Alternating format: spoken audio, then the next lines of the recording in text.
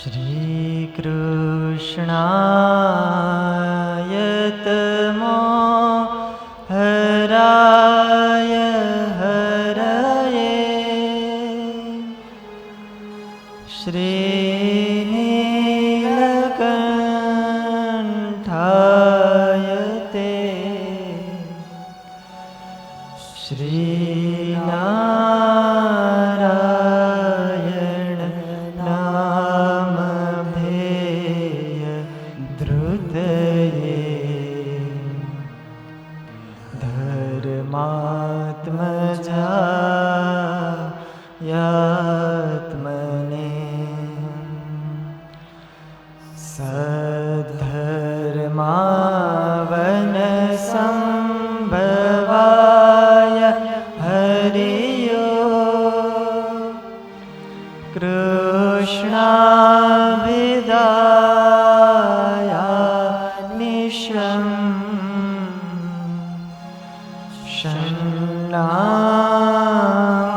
ષण्णामावलि संयुताय सहजानन्दाय वन्दामहे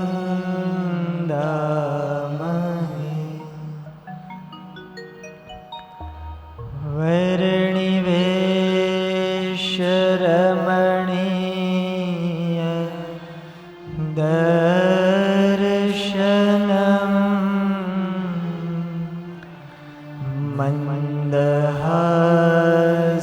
मन्दहासरुचिरा ननाम्बुजम् पूजितं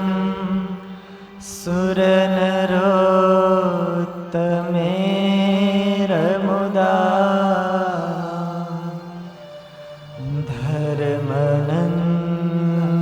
धर्मनन्दनमहं विचिन्तये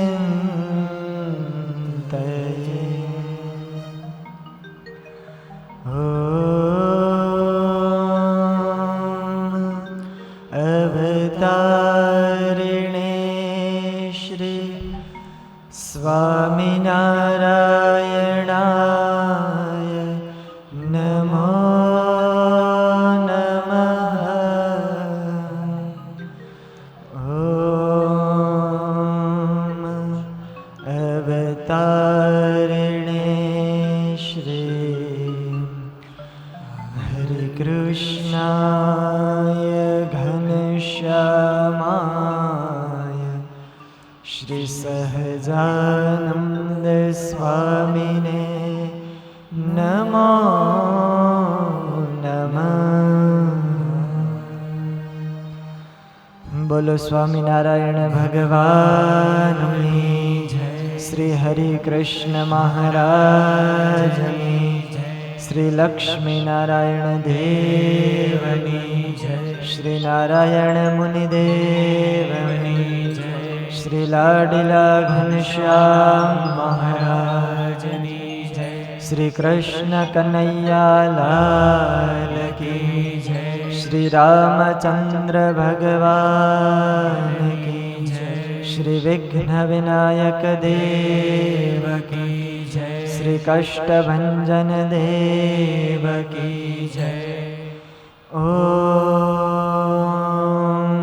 नमः पार्वती पतये हर हर महादेव हर।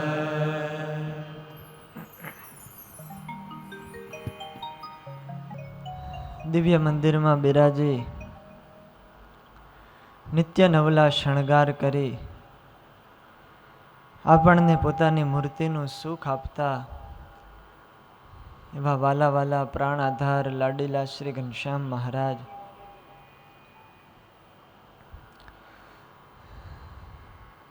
આ દિવ્ય કથાના પ્રણેતા આપણા સૌના મોક્ષના દાતા સાધુ ગુણ સંપન્ન પૂજ્યપાદ ગુરુજી, અધિક સર્વે બ્રહ્મનિષ્ઠ સંતો, પાર્ષદવર્ય ભગતજી, અધિક સર્વે પાર્ષદો, આ કથા વાર્તાનો લાભ લઈ રહેલા પરીક્ષિત રાજા સમાન ભાવિક શ્રોતાજનોને મારા ભાવથી જય સ્વામિનારાયણ. વહાલા ભક્તજનો,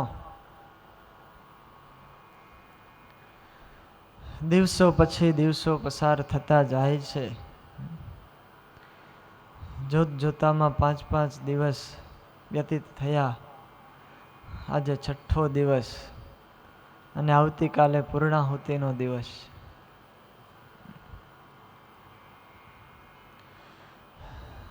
અતિશય ભગવાનની આ મધુરી કથા છે. ભાગવતની આ દિવ્ય ગાથા છે. પ્રથમ સ્કંદની કથાની અંદર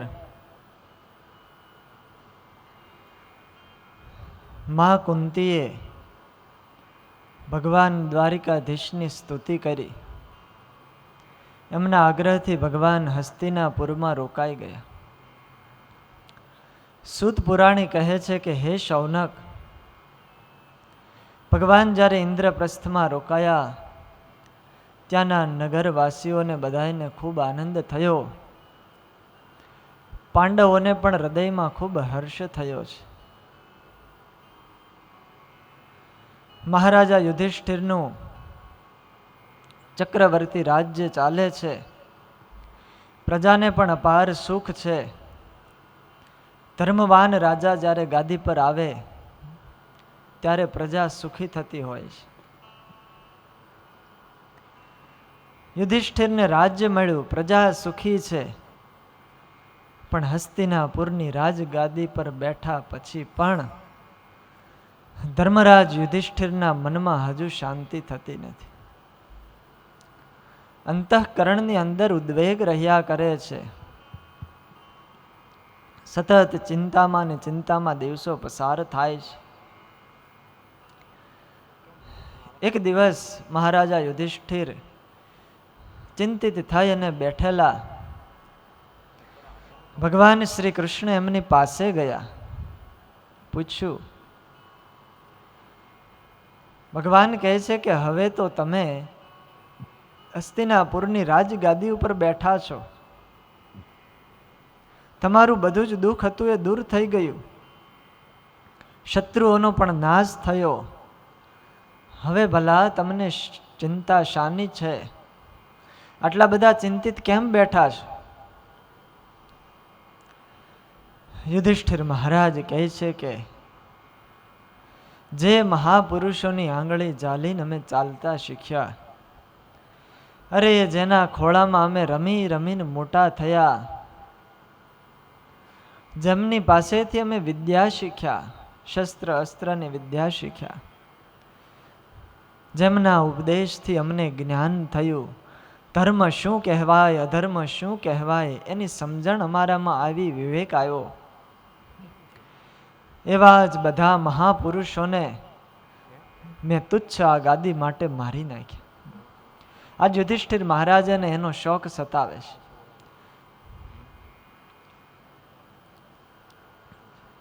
એક સત્તા મેળવવા માટે મેં કેટલાય દુષ્કર્મો કર્યા. મારા સંબંધીઓને માર્યા, મારા ભાઈઓને મેં માર્યા. અરે કેટલી પત્નીઓના માથાના સિંદૂરને મેં ભૂસી નાખ્યું. કેટલી માતાઓની કૂખ મેં ઉજાળી. કેટલાય નિર્દોષ બાળકોના માથેથી પિતાનો છાયો એ મેં છીનવી લીધો. કેટલીક બહેનોના ભાઈઓને પણ મેં છીનવી લીધા. આ બધું જ્યારે મને સાંભળી આવે છે ત્યારે હૃદયની અંદર ખૂબ દુઃખ થાય છે. મારું ચિત્ત વ્યથિત થઈ જાય છે. મેં બહુ પાપ કર્યું. હે કૃષ્ણ, હું તો મહાપાપી છું. મેં આ નશ્વર શરીર માટે અનેક અક્ષૌહિણી સેનાનો નાશ કર્યો છે. બ્રાહ્મણોને, મારા સ્વજનોને, અરે ગુરુજનોને, બાળકોનો, મારા માતાઓનો, કાકાઓનો, ભાઈઓનો, મિત્રોનો, બધા જ સંબંધીજનોનો મેં દ્રોહ કર્યો છે. એટલું બધું મેં પાપ કર્યું, એટલું બધું પાપ કર્યું. કયા ભાવમાં હવે આ પાપમાંથી હું છૂટીશ? કરોડો વર્ષો સુધી નરકની યાતના ભોગવવા છતાં પણ આ પાપમાંથી મને છુટકારો નહીં મળી શકે.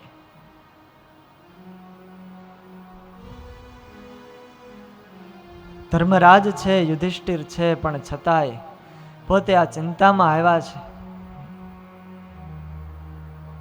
મહાભારતના યુદ્ધની શરૂઆતમાં વાલા ભક્તજનો અર્જુનને જ્યારે મોહ થયો ત્યારે ભગવાને જ્ઞાન આપ્યું અને મહાભારતનું યુદ્ધ અત્યારે પૂરું થયું છે. હસ્તિનાપુરની રાજ્ય ગાદી પર યુધિષ્ઠિર મહારાજાનું ધર્મ રાજ્ય સ્થપાયું છે. પણ એ જ યુદ્ધના અંતે યુધિષ્ઠિરને મોહ થયો છે. ટીકાકારો અહીંયા એવી ટીકાઓ કરે છે કે યુદ્ધના આરંભમાં શ્રી કૃષ્ણ ભગવાને ગીતાનો ઉપદેશ જે ભગવાને અર્જુનને આપ્યો હતો, અર્જુન જ્યારે મોહગ્રસ્ત થયો, રણ મેદાનની અંદર ભગવાન લાવ્યા અને સામે સેનાની મધ્ય ઊભા રાખ્યા, ત્યારે અર્જુને કીધું, સેના તરફ જોયું, આ તો બધાય મારા સ્વજનો છે, બધાય મારા ભાઈઓ છે, સામે મારા ગુરુ ઊભા છે, પિતામહ ભીષ્મ છે, આમને મારે કેમ મારવા? આ રાજ્ય માટે હું મારા સ્વજનોને મારું? પછી તો અર્જુનજીએ ગાંડીવ પોતાના હાથમાંથી મૂકી દીધું, રથ ઉપર બેસી ગયા, કૃષ્ણને કીધું કે હવે હું યુદ્ધ નહીં કરું. પછી ભગવાને એને એક ગીતાનો સુંદર મજાનો ઉપદેશ આપ્યો, 18 અધ્યાયોનું જ્ઞાન આપ્યું અને એ ભગવાનના જ્ઞાન આપતાની સાથે જ અર્જુન સફાળા બેઠા થયા. અર્જુને વચન આપ્યું, કરીશ્યે વચનમ તવ, હવે હું તમારા વચન પ્રમાણે જ કરીશ. મારો મોહ નષ્ટ થઈ ગયો છે, મને હવે સ્મૃતિ આવી છે. અર્જુનને તો ભગવાને જ્ઞાન આપ્યું, પરંતુ વાલા ભક્તજનો, યુધિષ્ઠિર મહારાજાને પણ શ્રી કૃષ્ણ ભગવાને સમજાવ્યા છે, પણ એની યુધિષ્ઠિરને અસર નથી થઈ. અર્જુનજી તરત સમજી ગયા, પણ યુધિષ્ઠિરના હૃદયમાં ભગવાનના સમજાવવા છતાં પણ શાંતિ થઈ નથી. મધ્યના 16મા વચનામૃતની અંદર ભગવાન સ્વામિનારાયણે આ વાતનો ઉલ્લેખ કર્યો છે.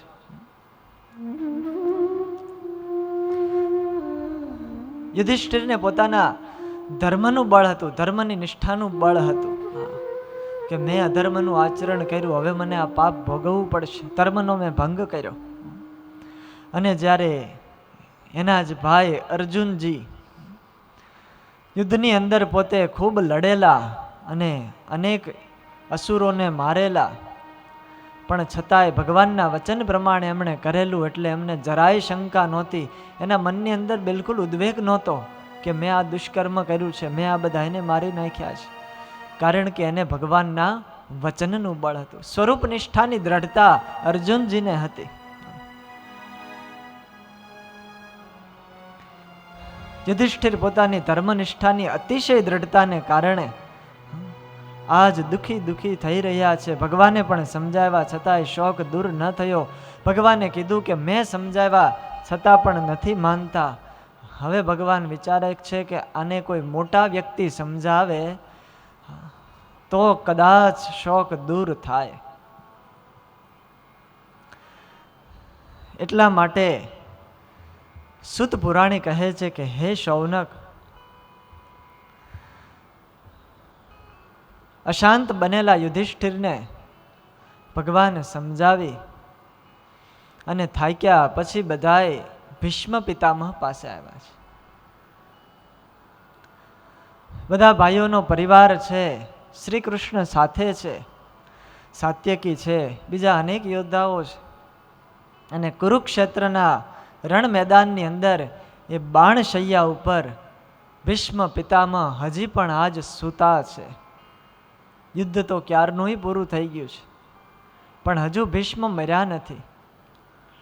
કારણ કે એમને ઈચ્છા મૃત્યુનું વરદાન છે, પોતે જ્યારે ઈચ્છે ત્યારે મરી શકે છે.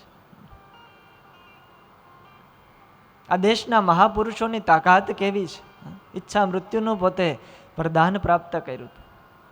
રામાયણના એ ભૂષંડી, કાગભૂષંડી એ પણ ઈચ્છા મૃત્યુના અધિકારી હતા.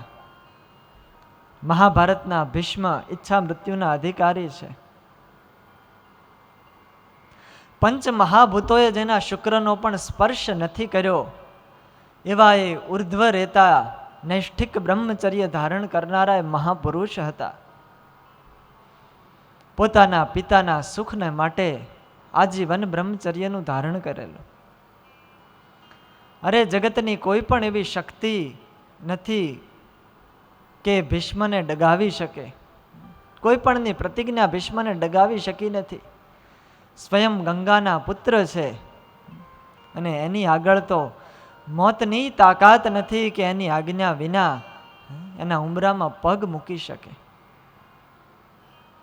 આવા એ મહાપુરુષ.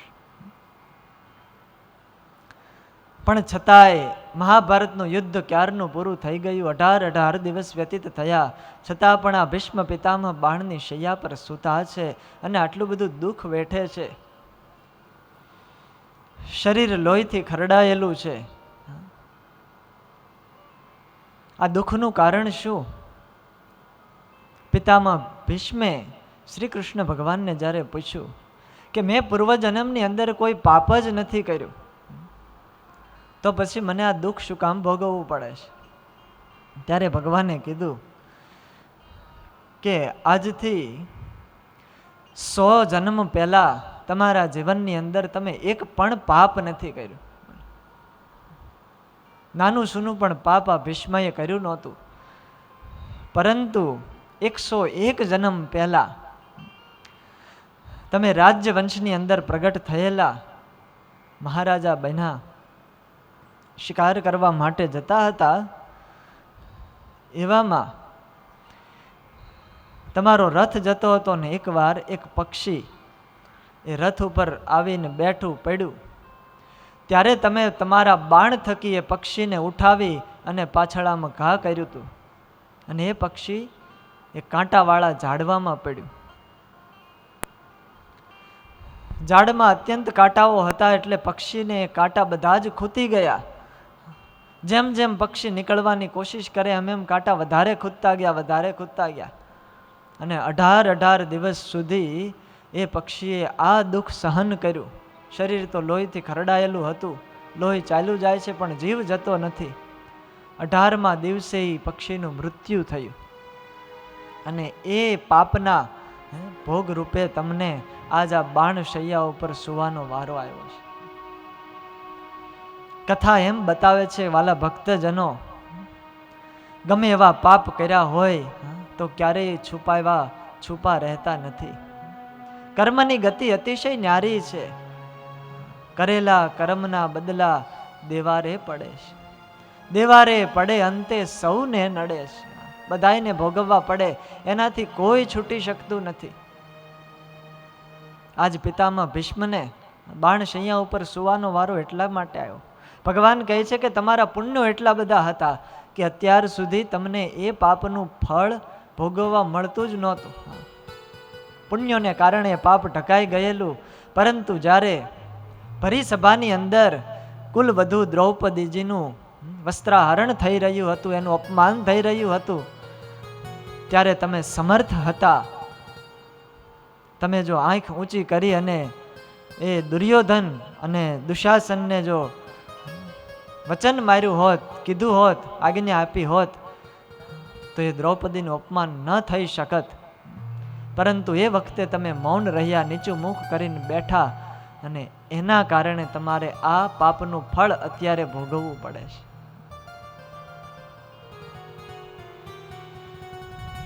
કર્મની ગતિ અતિશય ન્યારી છે. જે જેવા કર્મ કરે એને એવા ફળ મળી રહે છે. આજ ગંગા પુત્ર ભીષ્મ સમર્થ છે. બાણ શૈયા ઉપર પોતે સૂતા છે. ભગવાન શ્રી કૃષ્ણ પધાર્યા છે.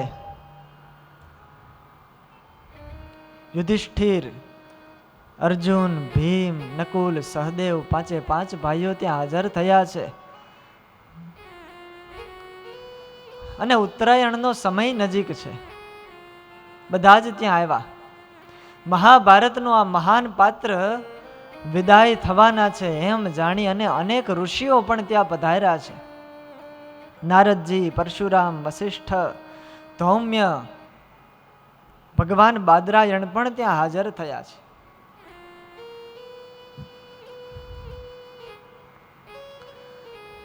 બધા જ આવ્યા. ભીષ્મએ આંખ ખોલી અને જોયું, સામે આજ ભગવાનના દર્શન થાય છે. 5 પાંડવોના દર્શન થાય છે. ભીષ્મ પિતામહ છે, વિવશ છે, ભગવાનનું સ્વાગત કરી શકે એમ છે નહીં. આખા શરીરમાં બાણો વાગેલા છે. એટલા માટે વાણી વડે પરમાત્માનું સ્વાગત કર્યું. પરમાત્માની ભીતર અને બહારથી વાક પુષ્પો દ્વારા પૂજા કરી. પાંડવોએ ભીષ્મ દાદાને નમસ્કાર કર્યા છે. ભીષ્મ દાદાએ આશીર્વાદ આપ્યા. એ જ વખતે યુધિષ્ઠિર મહારાજા રડવા લાગ્યા છે. ભીષ્મ કહે છે કે હવે શું કામ રડો છો? તમારે જે જોતું હતું એ તો તમને મળ્યું.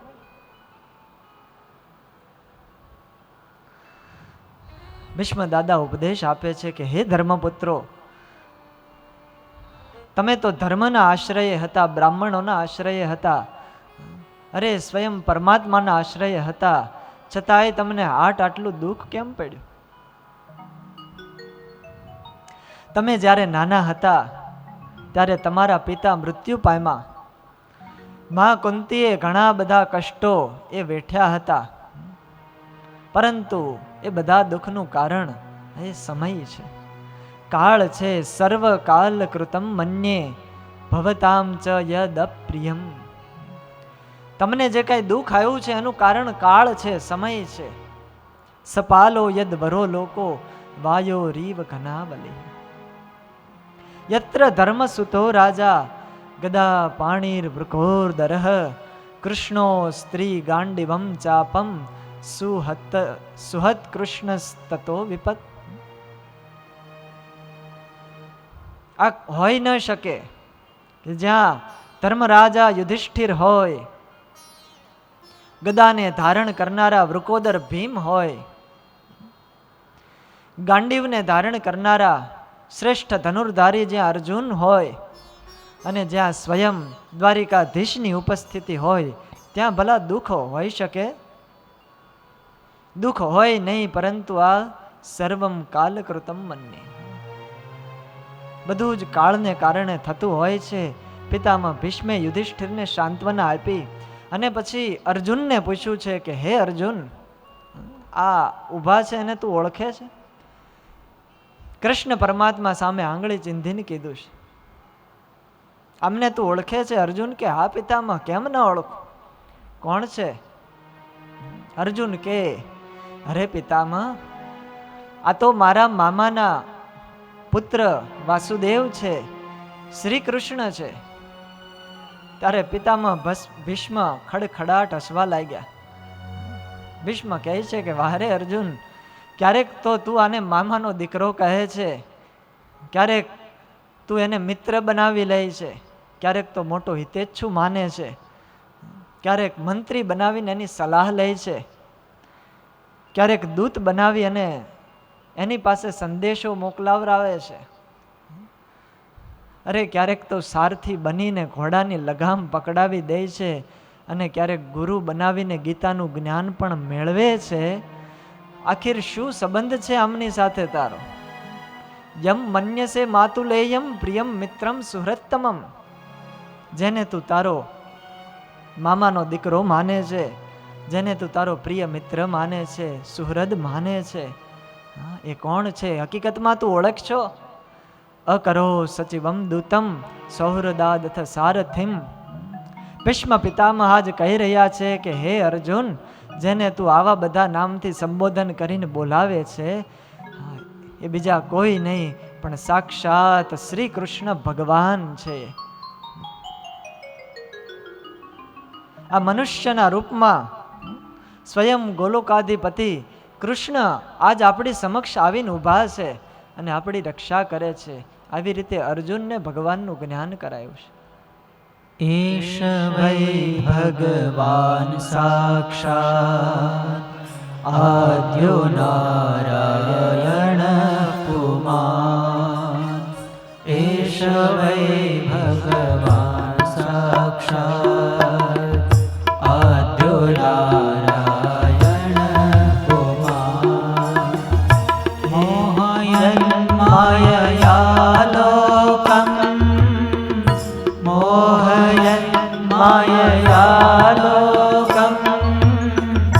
ગૂઢશ્ચરતિ વૃષ્ણિષુ ગૂઢશ્ચરતિ વૃષ્ણિષુ એષ વૈ ભગવાન સાક્ષાત આદ્યો નારાયણ પુમાન એષ વૈ ભગવાન સાક્ષાત આદ્યો નારાયણ પુમાન.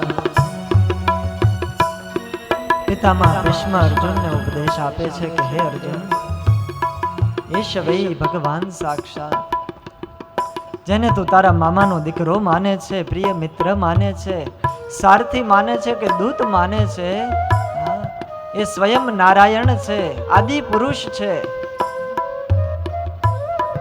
પોતાની માયાના મોહને કારણે આજ આપણને મનુષ્ય જેવાય દેખાય છે. વૃષની કુળમાં ઉત્પન્ન થઈ, માયાથી આચ્છાદિત થઈ અને આપણને મનુષ્ય જેવાય ભાસે છે, પણ હકીકતમાં મનુષ્ય નથી, સાક્ષાત પરમાત્મા છે.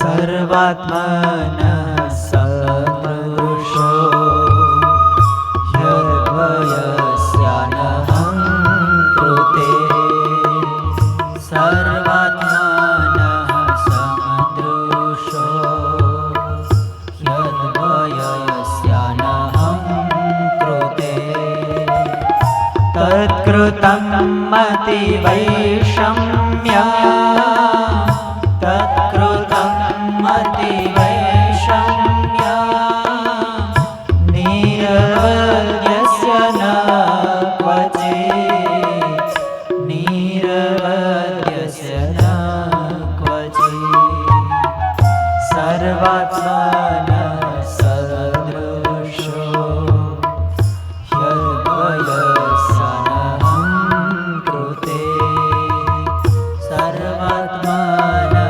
સમદૃશો યદ્વયસ્યાનહં કૃતે.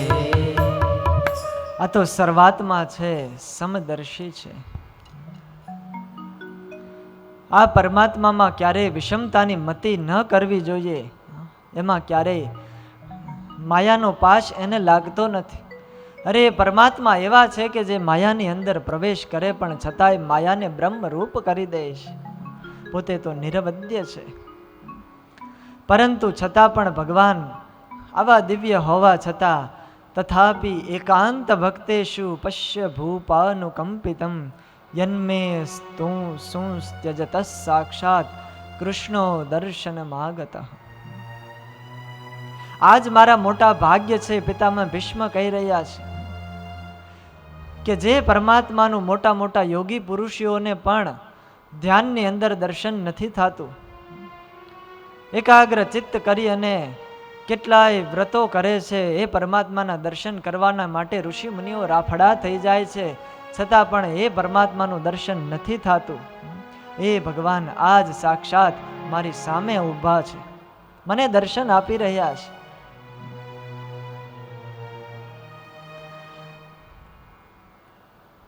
જે યોગીઓ વાણીથી એનું કીર્તન ગાય છે, એનામાં મન પરોવે છે અને દેહ ત્યાગ કરી અને માયાના બંધનથી મુકાઈ જાય છે. બીજા લોકોનો તો કેવળ ધ્યાનની અંદર મહાપ્રયત્ને દર્શન કદાચ દેતા હશે, આંખ બંધ કરે ત્યારે, પણ જે વેદ વેદાંત ગેય પરમાત્મા છે એ આજ ખુલ્લી આંખે મારી સમક્ષ હાજર છે. હવે પિતામહ ભીષ્મ ભગવાનને કહે છે કે હે ભગવાન, આ દાસની એક ઈચ્છા એવી હતી કે મારો જ્યારે અંત સમય આવે ત્યારે આપનું મને દર્શન થાય, પરંતુ હે પ્રભુ તમે તો મને પ્રતીક્ષા બહુ કરાવી. આજ મહાભારતનું યુદ્ધ પૂરું થયું, હસ્તિનાપુરનું રાજ્ય યુધિષ્ઠિર મહારાજાને અપાયું, પણ તમે હજુ સુધી મારી પાસે આવ્યા ન હતા. મને બહુ પ્રતીક્ષા કરાવી તમે, પણ આખીર હવે અત્યારે આવ્યા જ છો તો એક મારી ઈચ્છા પૂર્ણ કરો. ભગવાન કહે દાદા શું ઈચ્છા છે તમારી? ભીષ્મ કહે છે, તમે આવ્યા તો ખરા, મને પ્રતીક્ષા કરાવી, એટલે હવે હું પણ તમને પ્રતીક્ષા કરાવીશ. જ્યાં સુધી મારું આ શરીર ત્યાગ ન થાય. સદેવ દેવો ભગવાન પ્રતીક્ષતા કલેવરમ યાવદિદં હિનોમ્યમ પ્રસન્નહાસારુણલોચનોલ્લસન મુખામ્બુજોધ્યાનપથશ્ચતુર્ભુજ મુખામ્બુજોધ્યાનપથશ્ચતુર્ભુજ. ભીષ્મ દાદાએ માંગણી કરી, સદેવ દેવો ભગવાન પ્રતીક્ષતામ. હે દેવદેવ, હે ભગવાન, મને પ્રતીક્ષા કરાવી, હવે તમે ઘડીક પ્રતીક્ષા કરો. જ્યાં સુધી આ કલેવર, આ શરીરનો ત્યાગ ન થાય ત્યાં સુધી અહીંયા ઊભા રહો. પરંતુ કેવી રીતે? પ્રસન્ન હાસારુણ લોચનોલ્લસમ. जब तक आप खड़े हो तब तक मुस्कुराते रहो. हे प्रभु, आपकी मुस्कान में अद्भुत जादू है. जो भी एक बार आपकी मुस्कान देख लेता है वह कभी उसे भूल नहीं सकता है. આવી રીતે પ્રસન્ન થકા મારી સમક્ષ ઊભા રહો. યુધિષ્ઠિર મહારાજે શરશૈયા પર સૂતેલા ભીષ્મ પિતામહને અનેક ધર્મો વિશે પૂછ્યું છે, અને પિતામહ ભીષ્મે ધર્મનું અપાર જ્ઞાન એ યુદ્ધ મેદાનની અંદર શરશૈયા પર સૂતા સૂતા યુધિષ્ઠિર મહારાજને આપ્યું. દાન ધર્માન, રાજ ધર્માન, મોક્ષ ધર્માન, વિભાગશ, સ્ત્રી ધર્માન, ભગવદ ધર્માન, સમાસ વ્યાસ યોગતઃ, ધર્મ, અર્થ, કામ, મોક્ષ, આ બધાયનો સાર, એનું વિસ્તૃત વર્ણન ભીષ્મ પિતામહે યુધિષ્ઠિર મહારાજને કીધું છે. એ કથાવાલા ભક્તજનો મહાભારતની અંદર અતિશય વિસ્તૃત રીતે વર્ણવાયેલી છે, જેને મહાભારતની અંદર ભીષ્મ ગીતા એવું કહેવામાં આવે છે. અને વાસુદેવ મહાત્મ્ય ગ્રંથ અનુસાર પણ ભીષ્મ પિતામહે યુધિષ્ઠિર મહારાજાને જે ઉપદેશ આપ્યો, જ્ઞાન આપ્યું, વાસુદેવ મહાત્મ્ય ત્યારે સંભળાવેલું છે. એમાં ધર્મનું નિરૂપણ કરવામાં આવ્યું છે, ઉપાસનાની રીતનું નિરૂપણ કરવામાં આવ્યું છે. ખૂબ પ્રકારનું જ્ઞાન યુધિષ્ઠિર મહારાજને આપ્યું. ત્યારે થોડા થોડા યુધિષ્ઠિર મહારાજ સમજ્યા છે અને હૃદયની અંદર થોડીક શાંતિ થઈ છે, પણ છતાંય અર્જુનજી જેવા નિસંશય તો હજુ થયા નથી. આ બાજુ સૂર્યનારાયણ ધીરે ધીરે પોતાની ગતિ વધારતા જાય છે. ઉત્તરાયણમાં પ્રવેશ કરી ચૂક્યા છે. સૂર્યનારાયણ 6 મહિનાની અંદર ઉત્તરાયણમાં રહે, 6 મહિનાની અંદર દક્ષિણાયનમાં રહે છે. ઉત્તરાયણ છે દેવતાનો દિવસ છે, દક્ષિણાયન છે દેવતાઓની રાત્રિ છે.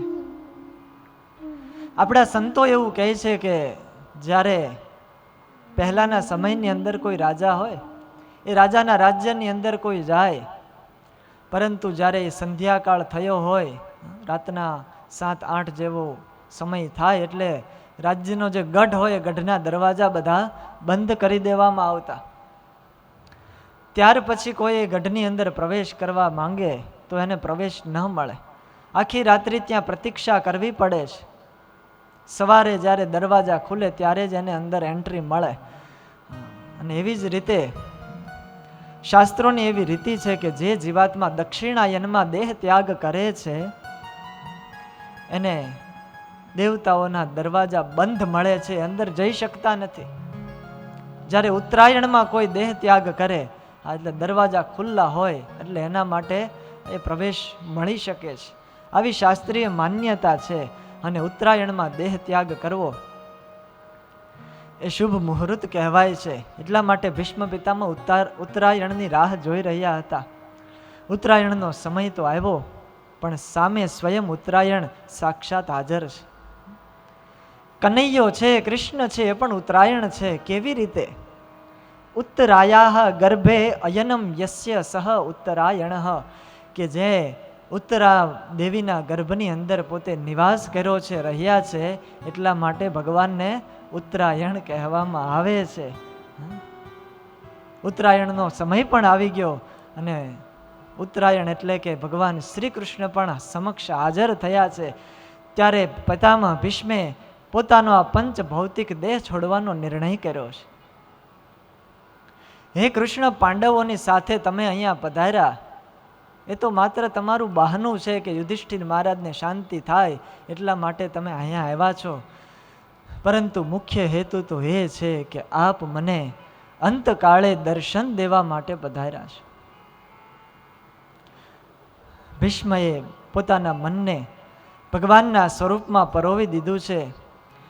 શસ્ત્રોના પ્રહારની પીડા તો દર્શન માત્રથી દૂર થઈ ગયેલી, હવે એ દર્શન અંતરમાં ઉતારતાની સાથે જ બીજા અનેક અશુભોને પણ નષ્ટ કરી નાખ્યા. હૃદયની અંદર પરમાત્માને નિહાળ્યા, બહાર પણ પરમાત્માને નિહાળ્યા. ભીષ્મ પિતામહની આંખમાંથી અશ્રુઓની ધારાઓ વહેવા લાગી છે અને વાક પુષ્પોથી એમણે ભગવાનની અદ્ભુત સ્તુતિ કરી છે. આ ભીષ્મ સ્તુતિ છે વાલા ભક્તજનો. ભાષ્યકારો, ટીકાકારો આની ઉપર અનેક રીતના ભાષ્યો લખ્યા છે.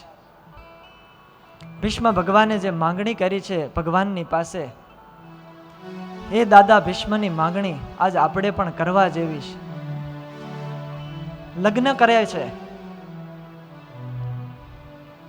પોતાની વૃત્તિના, પોતાની મતિના લગ્ન કરવા ઈચ્છે છે. કોની સાથે લગ્ન કરવા, કેવી રીતે લગ્ન કરવા, લગ્ન કરવા માટે વર કેવો જોઈએ, કન્યા કેવી જોઈએ, આ બધું લગ્ન કરતી વખતે એ પહેલા બધું જોવામાં આવે છે. વર સારો હોય એની સાથે લગ્ન કરાય.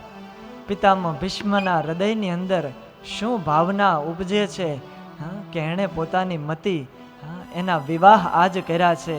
એ વૃત્તિ વિવાહની કથા છે, લગ્નની કથા છે, એ આપણે સાંભળવી છે. ભીષ્મ આર્તનાદથી સામે દ્વારિકાધીશ ઊભા છે અને એમને સંબોધીને એને સ્તુતિ કરે છે. इति मतिरूपकल्पिता वितृष्णा भगवती सात्वत पुंगवे विभुम्ने. इति मतिरूपकल्पिता वितृष्णा भगवती सात्वत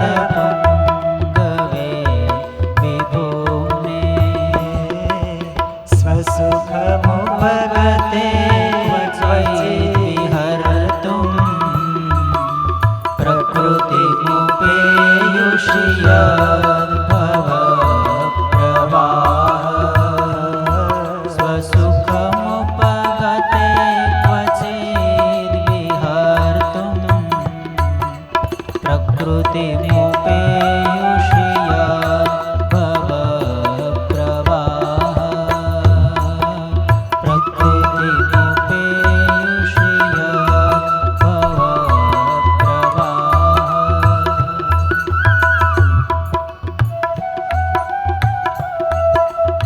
હૃદયના આર્તનાદથી પિતામહ ભીષ્મ આજે ભગવાનની સ્તુતિ કરી રહ્યા છે. એમના એક એક શબ્દની અંદર એવી મીઠાશ છે, મધુરયુક્ત વાણી ઉચ્ચારી રહ્યા છે. આપણા વિદ્વાનોએ, ભાગવતના સંતોએ આલંકારિક ભાષાની અંદર આ સ્તુતિના બહુ જ રમણીય અર્થો કર્યા છે. દાદા ભીષ્મ કહે છે કે હે દ્વારિકાધીશ, આ દેહને છોડતા એક દાસની એક વિનંતી છે. મારે પિતા તરીકેની એક જવાબદારી નિભાવવાની છે. કુંવારી કન્યાનો મરવા પડેલો પિતા, મારી કન્યાના હજુ સુધી મેં હાથ પીળા કર્યા નથી, અને આજ મારા મૃત્યુનો સમય આવ્યો છે. મરતી વખતે મને મારી અવિવાહિત દીકરીની ચિંતા થાય છે. જો હું મારી દીકરીને પરણાવ્યા વિના જો ચાલ્યો જઈશ તો મને કંઈક અધુરાશ લાગશે. એટલે આજ મારે મારી દીકરીના લગ્ન કરાવવા છે. ભીષ્મ પિતામહનું આ વાક્ય સાંભળી ઉભેલા બધાની આંખો આશ્ચર્યથી પહોળી થઈ ગઈ. મનની અંદર અતિશય ઉદ્ગાર વ્યક્ત થયો છે. આશ્ચર્ય થયું છે કે આ પિતામહ ભીષ્મ છે, એમણે તો આજીવન નૈષ્ઠિક બ્રહ્મચર્ય વ્રત ધારણ કર્યું છે, તો પછી એની કન્યા ક્યાંથી હોઈ શકે? ભગવાને કીધું કે દાદા, તમારા તો લગ્ન પણ નથી થયા, તો આ દીકરી ક્યાંથી આવી કે જેની તમે અત્યારે ચિંતા કરી રહ્યા છો? ભીષ્મ કહે છે કે આ દીકરી કોઈ આ લોકની દીકરી નથી.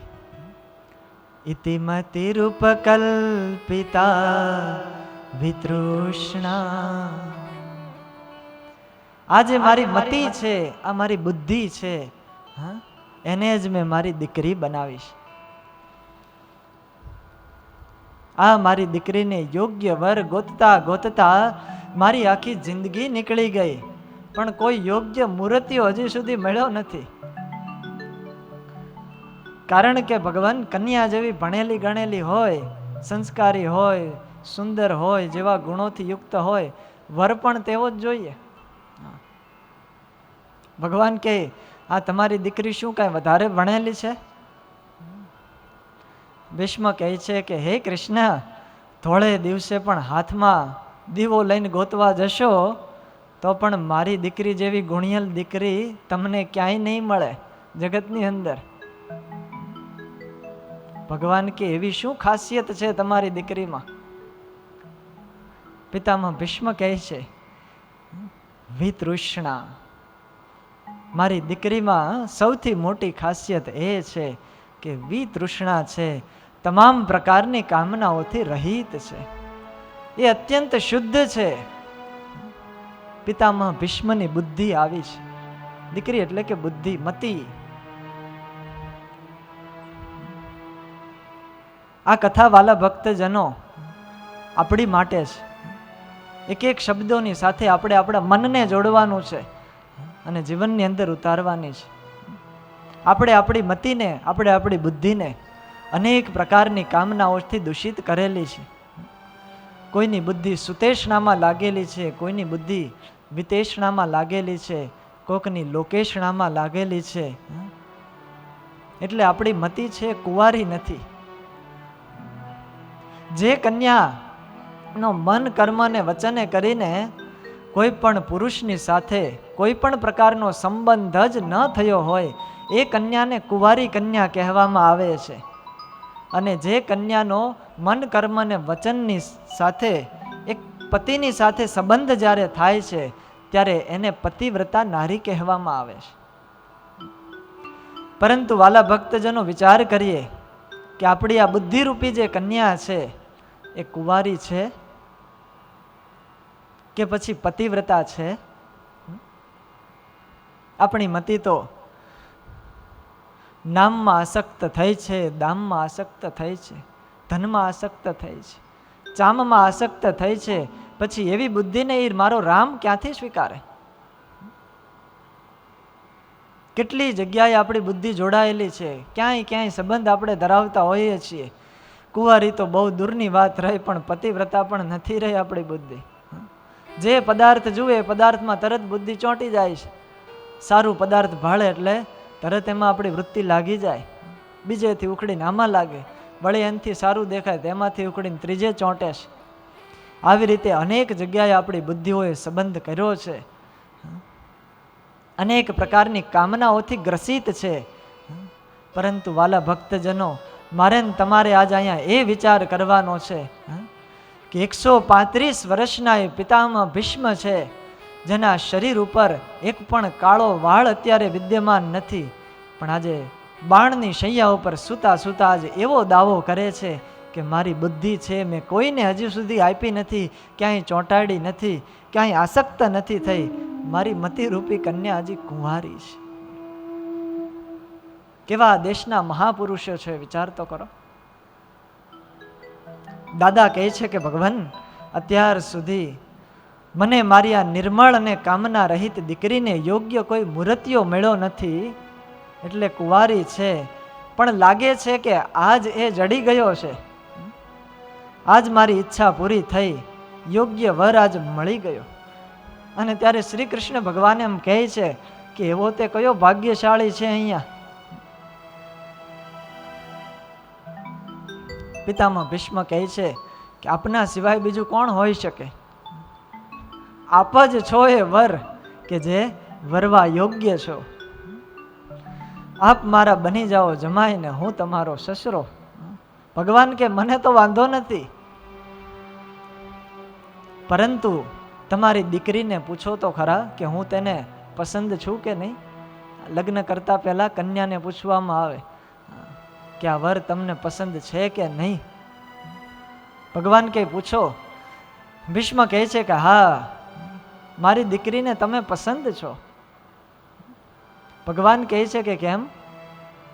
આ જગતમાં બીજા કોઈને પસંદ ન કર્યા ને મને જ શું કામ પસંદ કર્યો? ત્યારે ભીષ્મ કહે છે કે કન્યા છે એ વરને કેવી રીતે જુએ છે, કોની સાથે લગ્ન કરવામાં આવે? આ લોકનો પણ એવો રિવાજ છે ને. કન્યા વરયતે રૂપમ માતા વિત્તમ પિતા શ્રુતમ. કન્યા છે એ વર રૂપને જોઈને વરે. હેન્ડસમ હોવો જોઈએ, રૂપાળો હોવો જોઈએ, તો આપણે એને વરીએ. માતા શું જોવે? વિત્તમ, ધનવાન છે ને તો જ મારી દીકરી એને આપું, ગરીબને ત્યાં અપાય નહીં. પિતા છે શ્રુતમ, કહેતા જ્ઞાનને જોવે છે, ભણેલો ગણેલો છે, એજ્યુકેટેડ છે, તો જ મારી દીકરી એને પરણાવું. કન્યા વરયતે રૂપમ માતા વિત્તમ પિતા શ્રુતમ. બાંધવા કુલમિચ્છન્તિ મિષ્ટાન્નમ ઇતરે જના. બાંધવો છે, એના ભાઈઓ છે, એ કુળ જોવે. ખાનદાન વાળું કુળ છે, સારું કુળ છે, તો જ આપણી બહેન એમને આપવી છે. આવી રીતે અલગ અલગ રીતે બધાએ જોતા હોય છે. અને બીજા બધા એ શું જોવે? મિષ્ટાન્નમ ઇતરે જના. ભોજન પ્રસાદ કેવો આપવાના છે એ જોવે. મિષ્ટાન હોય તો સારું. કન્યા છે રૂપને જોઈને વરે છે, અને તમારામાં એ રૂપ છે. ભગવાન કહે છે કે મારા સિવાય બીજો આ દુનિયાની અંદર તમને કોઈ રૂપાળો પુરુષ મળ્યો નહીં. હું તો શ્યામ છું. આ લોકની અંદર તો મને બધાએ કાળીઓ કરીને બોલાવે છે, કાળીઓ કપટી, કાળીઓ કૃષ્ણ. અને મારામાં ક્યાંય એવા ગુણો છે? શિશુપાળ જેવો શિશુપાળ મને રોજ 100 ગાળો આપે છે, બોલો. અને તમારી દીકરીને મને વરાવશો? ભીષ્મ પિતામહ કહે છે કે લોકની અંદર તો જે કહેતા હોય હે, પણ મારી દીકરીને તમે પસંદ છો, મારી બુદ્ધિને તમે પસંદ છો. કારણ કે રૂપાળા તો બીજા ઘણા પુરુષો હશે આ બ્રહ્માંડની અંદર, હા, પણ તમારા જેવું સ્વરૂપ, તમારા જેવું રૂપ ક્યાંય મેં જોયું નથી. ત્રિભુવનની અંદર કોઈ એવો રૂપાળો પુરુષ નથી કે જેને તમારી સાથે સરખાવી શકાય. તમારામાં એવું રૂપ છે. ત્રિભુવન કમનમ તમાલવર્ણમ રવિકર ગૌરવરાંબરમ દધાને વપુરલ કકુલા વૃતાનનાબ્જમ વિજય સખેરતિરસ્તુ મે નવદ્યા. ત્રિભુવન કમનમ, આપનું રૂપ કેવું છે.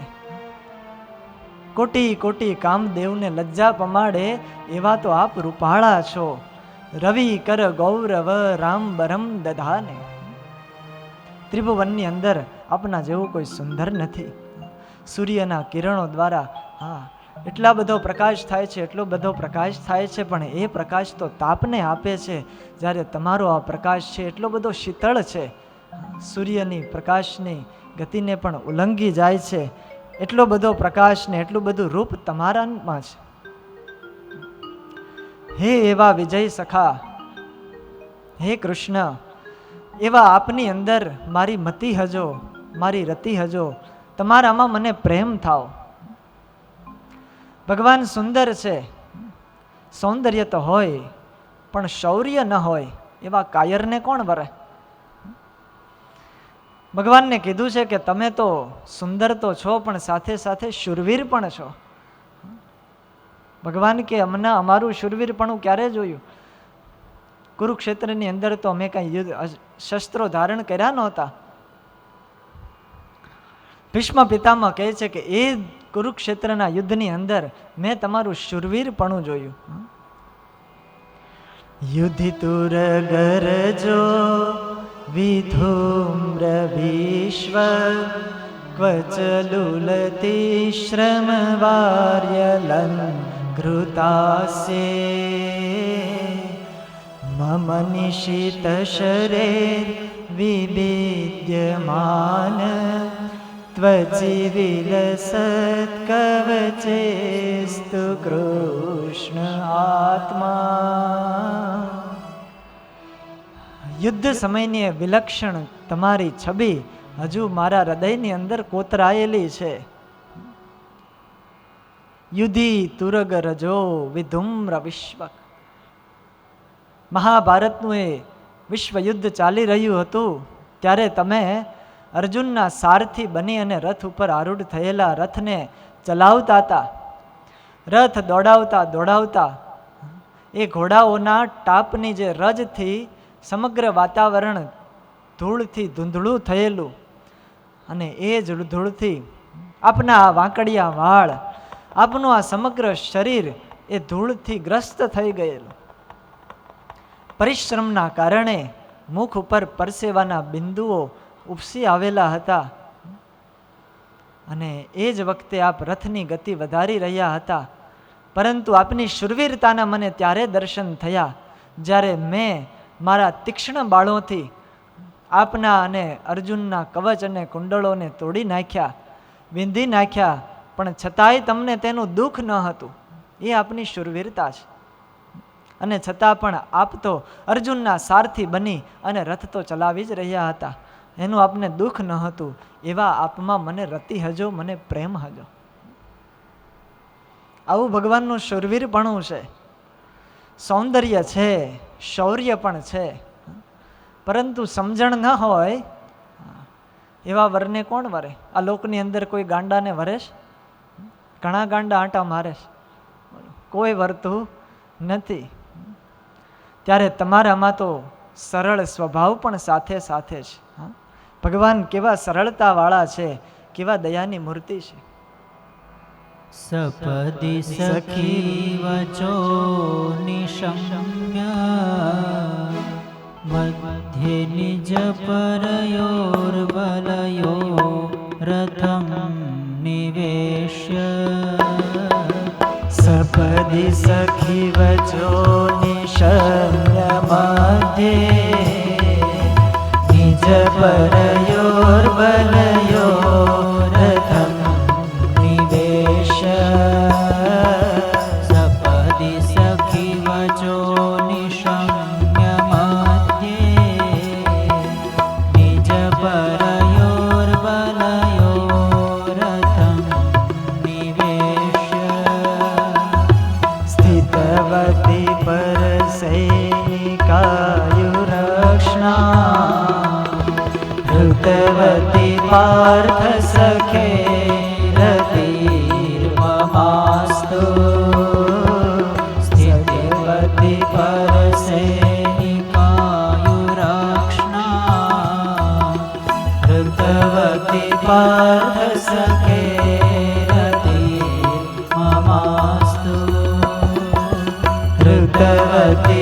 પાર્થ સખે રતિર્મમાસ્તુ ઋતવતી પાર્થ સખે રતિર્મમાસ્તુ. તમારામાં સુંદરતા છે, શૂરવીરતા પણ છે અને સરળ સ્વભાવ પણ છે. ભગવાન કે એ કેવી રીતે? સપદી સખી વચો નિશમ્ય મધ્યે નિજ પરયોર બલયો રથમ નિવેશ. જ્યારે કુરુક્ષેત્રના રણ મેદાનમાં આપ અર્જુનના સારથી બન્યા, અર્જુન રથી હતા અને આપ સારથી હતા, અને જ્યારે અર્જુને આજ્ઞા કરી સેનયોર ઉભયોર મધ્યે રથમ સ્થાપય મેચ્યુત. ગીતાની અંદર આ શ્લોક છે કે હે અચ્યુત, હે કેશવ, આ બંને સેનાની વચ્ચે મારો રથ લઈ જાઓ. અર્જુન રથી છે અને ભગવાન સારથી છે, પણ અર્જુને ભગવાનને વિનંતી નથી કરી, અર્જુને ભગવાનને આજ્ઞા કરી છે. It's an order, not request. સ્થાપય, તમે સ્થાપો, આવી આજ્ઞા કરી દીધી છે. જેવી રીતે શેઠ નોકરને આજ્ઞા કરે, આટલું કામ કરી નાખો, ગાડી બહાર કાઢો, આપણે જવું છે, આવી રીતે આજ્ઞા કરતા હોય છે. એમ અર્જુને વિનંતી નહીં પણ આદેશ કર્યો છે. અને તમે કેવા કહ્યાગ્રા છો કે હસતા હસતા બોલ્યા, જો આદેશ પાર્થ અભી લે ચલતા હો. અને એમ કરી અને રથ હાંકી અને બે સેનાની મધ્ય ઊભો રાખ્યો. આવા સરળ સ્વભાવવાળા આપ છો. અને જે સરળ સ્વભાવવાળા હોય એ બધાને ગમે છે. જેનો સ્વભાવ અતિ નમ્ર હોય છે, અને કન્યાને તો એ જ ગમે. કહ્યાગ્રો સ્વભાવ હોય, પોતાનો પતિ જેમ કહે એને જેમ કહે એમ પતિ કરતો હોય. કારણ કે નાના હોય દીકરીઓ ત્યારથી જ બધા વ્રતો કરતા હોય કે સારો પતિ મળે, સારો વર મળે. ગોરમા પાસે જાય તો ન્યાય એવું કહેતી હોય, ગોરમા ગોરમા રે કંથ દેજો કહ્યાગરા, કહ્યાગરા પતિ દેજો. જેમ કહું એમ કરે, આદેશ પ્રમાણે ચાલે. આવા સરળ સ્વભાવવાળા છો. પોતે સ્વયં સાક્ષાત ભગવાન છે, છતાં પણ આજ અર્જુનના સારથી બન્યા છે. અને અર્જુન જેમ કહે એ પ્રમાણે ભગવાન કરે છે. રથની ગતિ વધારો તો ભગવાન ગતિ વધારે, રથ ઊભો રાખો તો ભગવાન ઊભો રાખી દે, રથ આમ લઈ જાઓ તો ભગવાન આમ લઈ જાય. આવા સરળ છે, કહ્યાગ્રા છે, દ્રષ્ટિ માત્રથી શત્રુના આયુષ્યને હણનારા એવા હે પાર્થના સખા, આપમાં મને રતિ હજો, તમારામાં મને પ્રેમ હજો. રૂપ બતાવ્યું, બીજા શ્લોકથી શૂરવીરતા બતાવી, ત્રીજા શ્લોકથી સરળતા બતાવી. આ બધું જ હોય, વરની અંદર રૂપ હોય, શૌર્ય હોય, સરળતા પણ હોય, કહ્યાગ્રા પણ હોય, પરંતુ જ્ઞાન ન હોય તો અજ્ઞાનીને કોણ વરે? ત્યારે ભગવાન તો જ્ઞાની છે. કેવા જ્ઞાની? વ્યવહિત પૃતના મુખમ નિરીક્ષ્ય સ્વજનવધાદ્વિમુખસ્ય દોષબુદ્ધ્યા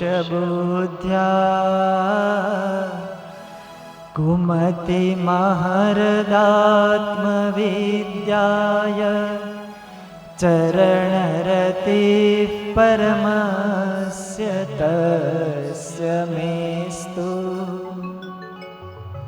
ભગવાન કેવા જ્ઞાની છે? વ્યવહિત પૃતના મુખમ નિરીક્ષ્ય. તમે જ્યારે બે સેનાની વચ્ચે અર્જુનનો રથ લાવી અને ઊભો રાખ્યો અને અર્જુનને સેનાને જોયા, કૌરવોની સેના હતી, પોતાના સંબંધીઓ સામે ઊભા છે, પિતામહ ભીષ્મ છે, વિદ્યા શીખવાડનારા ગુરુ દ્રોણ સમક્ષ ઊભા છે, અને ત્યારે અર્જુનને મોહ થયો છે. અને અર્જુન ધ્રુજવા લાગ્યો. ગાંડીવમ શ્રંસતે હસ્તાત ત્વક્ચૈવ પરિદહ્યતે ન ચ શક્નોમ વ્યવસ્થાતુમ ભ્રમતીવ ચ મે મનઃ. અર્જુન કહે છે કે હે કેશવ, મારું મન આજ ભમી ગયું છે, શું કરું શું ન કરું એનું મને કાંઈ ખ્યાલ રહેતો નથી. યુદ્ધ હું નહીં કરું. અને એમ કરીને અર્જુન પોતે રથ ઉપર બેસી ગયા, ગાંડી મૂકી દીધું એક બાજુ. આપણે આ યુદ્ધ કરવું સારું નથી, એના કરતાં તો મરી જવું સારું છે. અરે આવા યુદ્ધ કરવા કરતાં તો ભિક્ષા માગી અને વૃત્તિ સમય પસાર કરવો એ સારો છે. પરંતુ આ સ્વજનોને હણવાથી મને બહુ મોટું પાપ થશે. આવી રીતે જ્યારે અર્જુનજી મોહગ્રસ્ત થયા, બેસી ગયા, હું નહીં લડું એમ કહી દીધું. અને એ મોહને, અર્જુનના એ અજ્ઞાનને દૂર કરવા માટે આપે એ જ વખતે રણ મેદાનની અંદર ગીતાનું એવું સરસ જ્ઞાન આપ્યું, એવો ઉદ્બોધ અર્જુનને કરાયો કે ટૂંક કાળની અંદર જ આપના જ્ઞાન વડે અર્જુનનો મોહ નષ્ટ થઈ ગયો, એના સંશયો દૂર થઈ ગયા અને ગાંડીવ લઈ અને ઊભો થઈ ગયો તરત. આવા પરમાત્મા જ્ઞાની છે. અને એ વખતે જ્ઞાન આપ્યું એટલું જ નહીં, એ ગીતાનું જ્ઞાન આજ સુધી પણ આપણી વચ્ચે અત્યારે ઉપસ્થિત છે. એવી એ ગીતા છે, એને કોઈ હજી સુધી ભૂલી શક્યું નથી. આ જન જન પ્રત્યે વ્યાપીને રહેલી એ શ્રીમદ ભગવદ્ ગીતા છે. એના રોજ પાઠો થાય છે, એના ઉચ્ચારણો થાય છે. અને એ ગીતાના જ્ઞાનને કથી એ ગીતાના જ્ઞાનને જીવનની અંદર ઉતારી અને કેટલાય મહાપુરુષો એ જ્ઞાની બની ગયા, આત્મરૂપ બની ગયા, બ્રહ્મરૂપ થઈ ગયા અને અંતે પરમાત્માને પામી ગયા. આવું જ્ઞાન એ અર્જુનને રણ મેદાનની અંદર આપ્યું. એટલે તમે કાંઈ અજ્ઞાની તો નથી, આવા જ્ઞાની તમે છો. એવા હે પ્રભુ આપમાં મને રતિ થજો. સૌંદર્ય છે પરમાત્મામાં, શુરવીરતા પણ છે. આ કૃષ્ણની અંદર સ્વભાવ પણ સારો છે, જ્ઞાન પણ છે.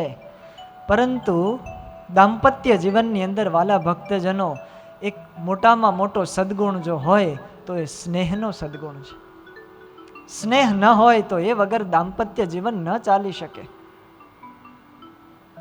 પતિ અને પત્ની વચ્ચે સ્નેહનો સંબંધ જોઈએ, અને એ સંબંધના પતલા તાતણાથી બંને ભેગા થતા હોય છે. અને જો સ્નેહ ન હોય તો એ દાંપત્ય જીવન લાંબા સમય સુધી ટકી શકતું નથી.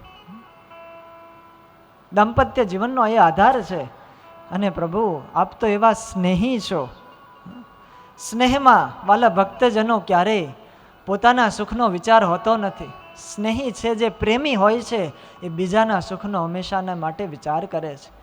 પોતાના પ્રિયતમ કેમ રાજી થાય, એ કેમ સુખી થાય, એનો જ વિચાર પ્રેમમાં હોય છે. જ્યારે આજનો પ્રેમ એ પ્રેમ નથી, આજનો પ્રેમ તો એ સ્વાર્થ છે. આજના સંબંધોની અંદર જો સ્વાર્થ ન હોય તો પતિ પત્નીને ક્યારેય છૂટાછેડા ન લેવા પડે. આજના પ્રેમ સંબંધોની અંદર જો સ્વાર્થ ન હોય તો ક્યારેય મા બાપને ઘરમાંથી કાઢી ન મૂકે, વૃદ્ધાશ્રમોનું રચના જ ન થાત. આજના પ્રેમની અંદર જો સ્વાર્થ ન હોય તો ભાઈ ભાઈઓના સંબંધ છૂટા ન પડત. કેટલાય ગુનાઓ રોજ કોર્ટની અંદર દાખલ થાય છે, પેપરના છાપે કેટલાય ગુનાઓ ચડે છે. એનું કારણ સ્વાર્થ વૃત્તિ મનુષ્યમાં છે, સ્નેહ વૃત્તિ નથી. સ્વાર્થને કારણે બધા એકબીજા સાથે જોડાય છે. પણ જો હકીકતમાં સાચો પ્રેમ હોય, સાચો સ્નેહ હોય, તો એનું દાંપત્ય જીવન છે, એનો કુટુંબ છે, એનો પરિવાર છે, એ મધુરતાથી ખીલી ઉઠે છે. સુગંધ પ્રસરાય છે એના જીવનની અંદર. અને દુનિયાની કે કાળની પણ કોઈ તાકાત નથી કે એના દાંપત્ય જીવનની અંદર ભંગ પાડી શકે. આ સ્નેહની અને સાચા પ્રેમની તાકાત છે. ભીષ્મ પિતામહ કહે છે કે દાંપત્ય જીવનનો આધાર તો સ્નેહ છે, અને આપ પણ એવા સ્નેહી છો. સામેવાળાના સુખનો વિચાર કરો છો. સ્નેહ એને કહેવાય. ત્વત સુખે સુખિત્વમ. બીજાના સુખે જે સુખી થાય, પોતાના સ્વામીની, પોતાના માલિકના સુખ, એ જ એની ઈચ્છા હોય અને એના સુખે જ પોતે સુખી હોય. પોતાને શરીરનું કેટલું દુઃખ છે, બીજી કેટલી વ્યાધિઓ છે, એનો એને જરાય લક્ષ્ય ન હોય. પોતે જેને આધારે જીવી રહ્યા છે, પોતાના જે સ્વામી છે, પ્રિયતમ છે, એને કેટલું સુખ છે, કેમ કરીને એ સુખી થાય, એવા જ ઉપાયની અંદર એ હોય છે. એ જ સાચો સ્નેહી છે. ભગવાનને કહે છે કે હે પ્રભુ, આપ તો એવા સ્નેહી છો. કેવી રીતે? સ્વનિગમમ પહાય મત પ્રતિજ્ઞા ઋતમધિકર્તુમવપ્લુતો રથસ્થ ધૃતરથ ચરણો વ્યયાચલદ્ગો હરિરિવહંતો મિભં ગતોત્તરીય. આવી રીતે દાદા ભીષ્મ જ્યાં શ્લોક બોલ્યા, એ શ્લોક બોલતાની સાથે ભીષ્મ દાદા રડવા લાગ્યા છે. આંખોમાંથી ચોધાર અશ્રુઓ વહી જાય છે અને એ અશ્રુઓ નીચે પડી પડી અને ધરતીને ભીંજવા લાગ્યા છે. આટલી બધી વેદના દાદા ભીષ્મને થઈ છે, કારણ કે પરમાત્માનો એ સ્નેહ આજ યાદ આવ્યો છે. ભગવાનની એ દયાળુતા યાદ આવી છે. કેવો સ્નેહ, કેવી દયાળુતા. હે મધુસૂદન, સ્વનિગમ અપહાય મત પ્રતિજ્ઞા. અરે મારી પ્રતિજ્ઞાને સત્ય કરવા માટે આપ તો સત્ય સંકલ્પ છો, આપ ભગવાન છો, છતાંય પણ તમે તમારી પ્રતિજ્ઞાને તોડી. આવા સ્નેહી ભક્ત ભગવાન છે. ભગવાનની સામે ભક્ત અને ભક્તની સામે ભગવાન જ ઊભા છે, અને કેવી રીતનો વાર્તાલાપ થઈ રહ્યો છે. ભીષ્મ દાદા થોડીક પૂર્વની સ્મૃતિ કરે છે. કૌરવો અને પાંડવો વચ્ચે જ્યારે યુદ્ધ નક્કી થયેલું, યુદ્ધના પૂર્વે દુર્યોધનને વિચાર આવ્યો, શ્રી કૃષ્ણ દ્વારિકાના રાજા છે, એની પાસે બહુ મોટી સેના છે, યુદ્ધ કરવાનું છે એટલે આપણે મદદ તો જોઈશે. લાવ હું દ્વારિકાધીશ પાસે જાઉં અને મદદ માગું. દુર્યોધન આવ્યા, પરંતુ ભગવાન તો પથારીમાં સૂતા છે. ભગવાનના મસ્તકની પાછળ એક ખુરશી હતી, ત્યાં બેઠા. આ બાજુ અર્જુનને પણ એવો જ સંકલ્પ થયો. અર્જુનજી પણ આવ્યા, પરંતુ અર્જુન ભગવાનના ચરણ પાસે બેઠા છે. થોડી વાર થઈ ત્યારે પ્રભુ જાગ્યા, કમળ સમાન નેત્રો ખોલ્યા. અર્જુનને જોઈ અને ભગવાને પૂછ્યું છે. ભગવાન કહે છે કે હે પાર્થ, તું અત્યારે અહીંયા ક્યાંથી આવ્યો? અર્જુન કહે છે કે કેશવ, અમારે તો ના છૂટકે યુદ્ધ કરવું પડે એમ છે, એટલે આપની સહાયતા લેવા માટે આવ્યો છું, અમને કંઈક મદદ કરો. અને જ્યાં અર્જુન બોલે ત્યાં જ વચ્ચે ઓલો દુર્યોધન ત્રાટક્યો. અરે ભગવાન, પહેલા તો હું આવ્યો છું, અર્જુન તો પછી આવ્યો. ક્યારનો આવીને હા તમારી પાસે બેઠો છું, પણ મને બોલાવતા નથી, અને આ તમે અર્જુનને જ પૂછો છો. ભગવાન કે ભલે આવ્યો, તું પણ માગી લે, તારે જે માગવું હોય એ માગ. અને બંને પછી યુદ્ધ માટે સહાયતા માગી. ભગવાને કીધું છે કે જુઓ, મારો એવો નિયમ છે, એક બાજુ હું છું, એક બાજુ મારી નારાયણી સેના છે. હું જ્યાં હશ ત્યાં નારાયણી સેના નહીં હોય, જ્યાં સેના હશ ત્યાં હું નહીં હોય. જેને જે જોઈએ તે માગી લ્યો, પરંતુ એક વાત યાદ રાખજો કે હું યુદ્ધની અંદર હથિયાર ધારણ કરવાનો નથી, શસ્ત્ર નહીં ઉપાડું. અર્જુન કહે છે કે હે કેશવ, આપ મારી સાથે રહેશો તો મને યુદ્ધ માટે તમારી નારાયણી સેનાની જરૂર નથી. અને એ વખતે અર્જુને નિશસ્ત્ર એવા શ્રી કૃષ્ણ ભગવાનને માગ્યા છે. આ અર્જુનનો દ્રઢ ભરોસો હતો ભગવાન પ્રત્યેનો. દુર્યોધન તો મનમાં રાજી થઈ ગયો કે આપણે વિચાર્યું હતું કે અર્જુન તો કદાચ એ નારાયણી સેના માગી લેશે, પણ એણે એ માગ્યું નહીં.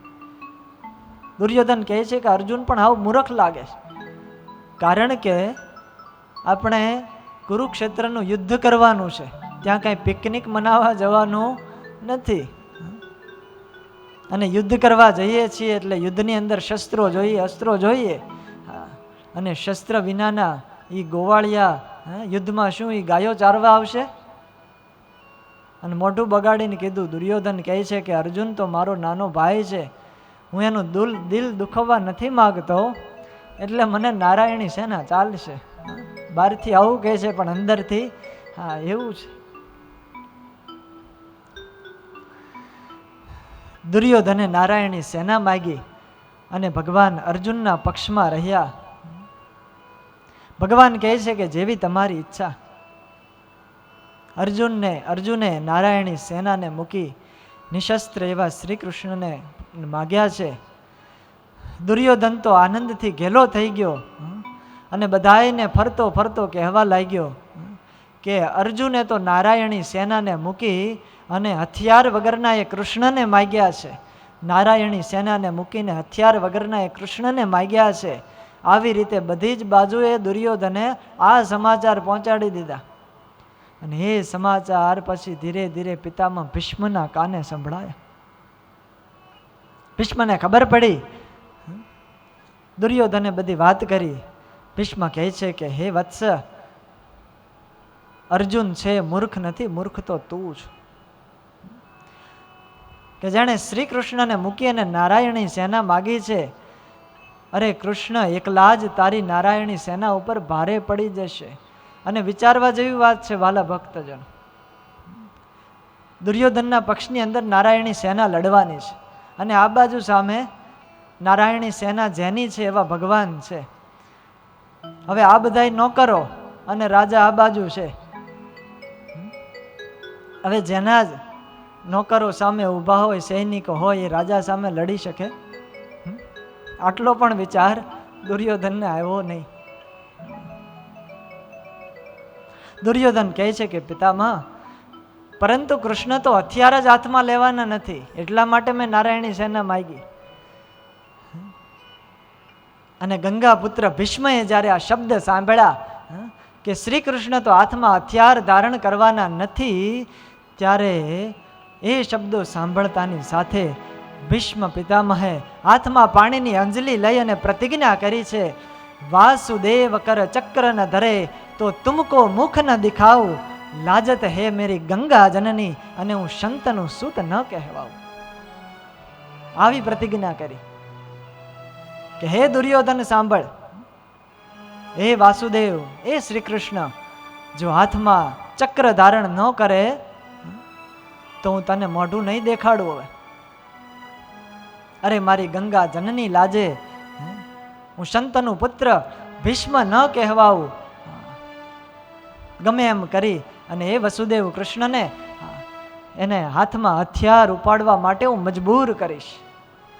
આવી પ્રતિજ્ઞા લીધી છે.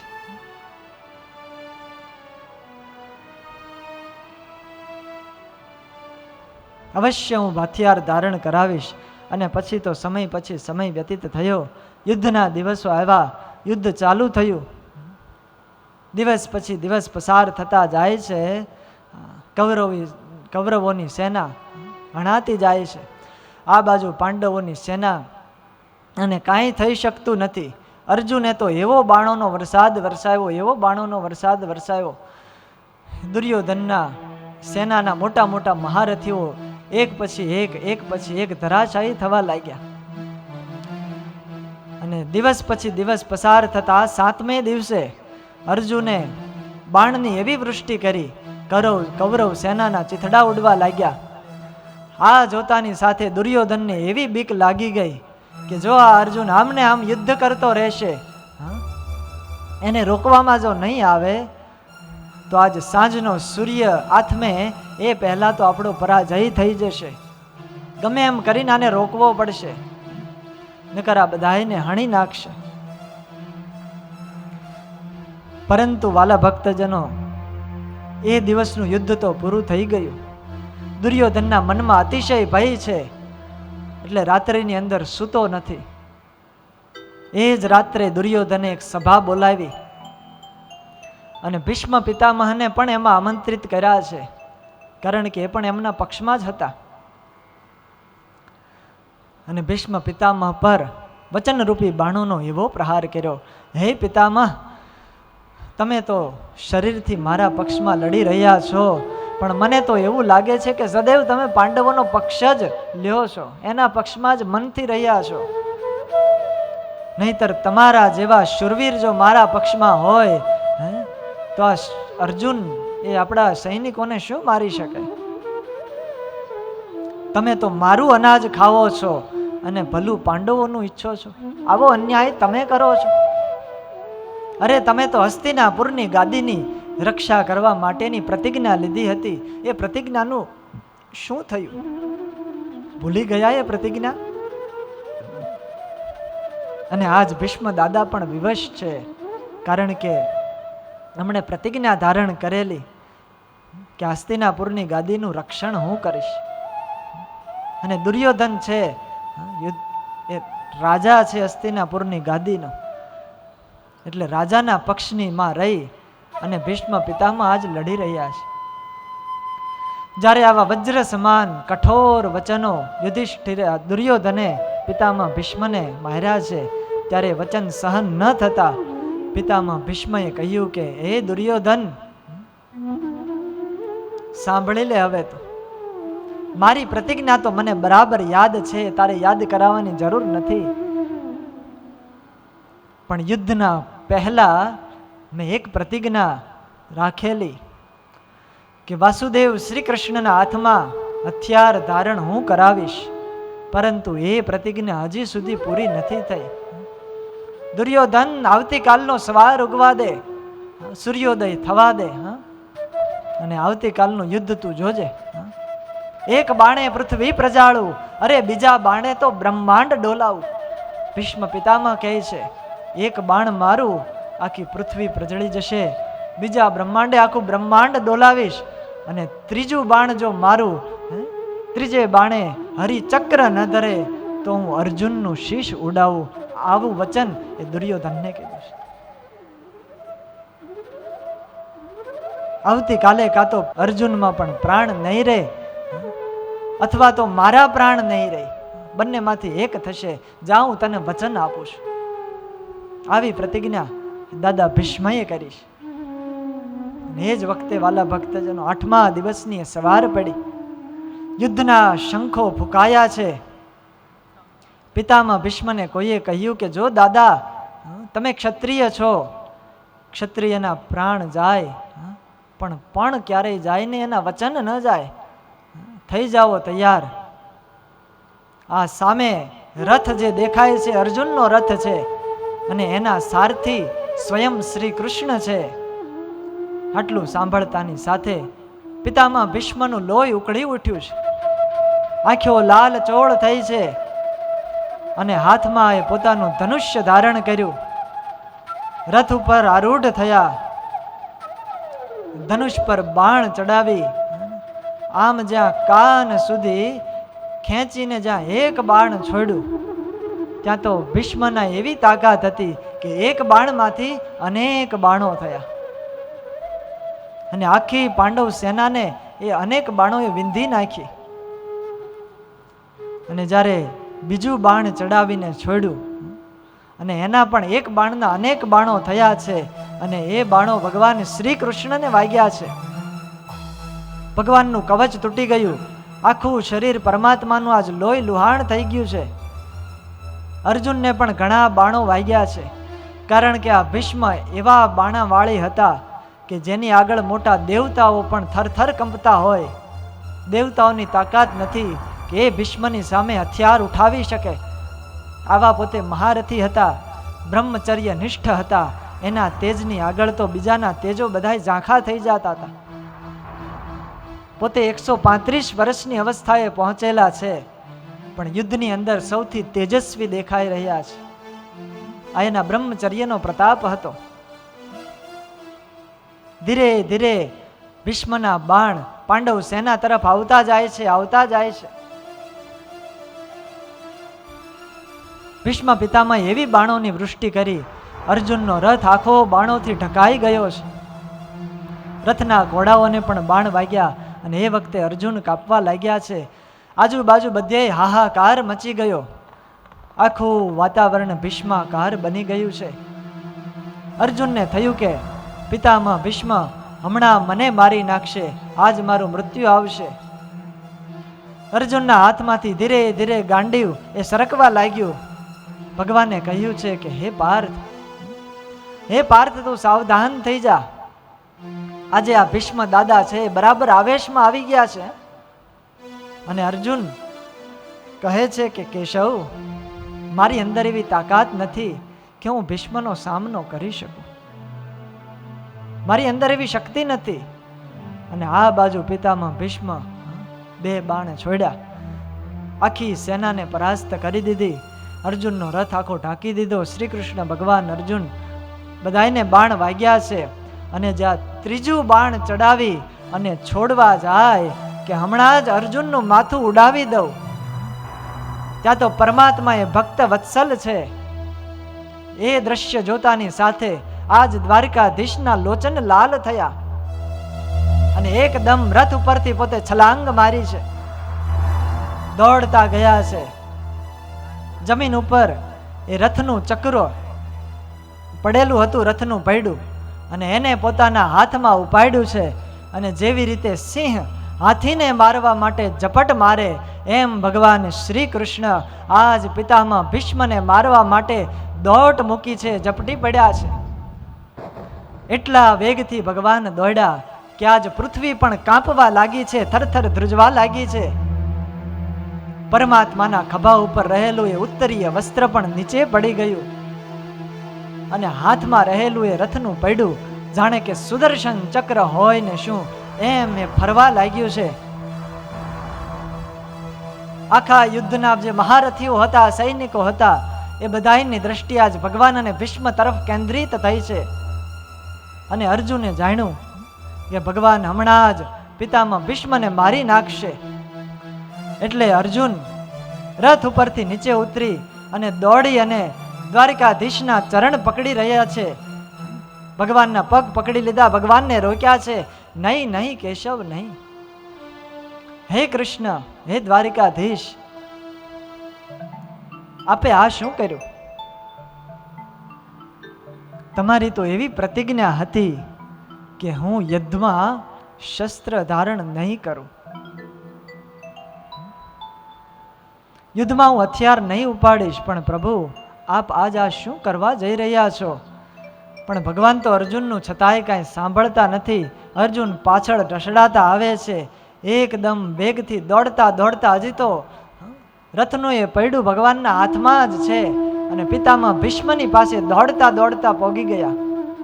અને જ્યારે ભીષ્મની પાસે આવ્યા ત્યારે ભીષ્મ પિતામહે પોતાનું ધનુષ છે એક બાજુ મૂકી દીધું, બાણ છે મૂકી દીધું અને હસવા લાગ્યા છે.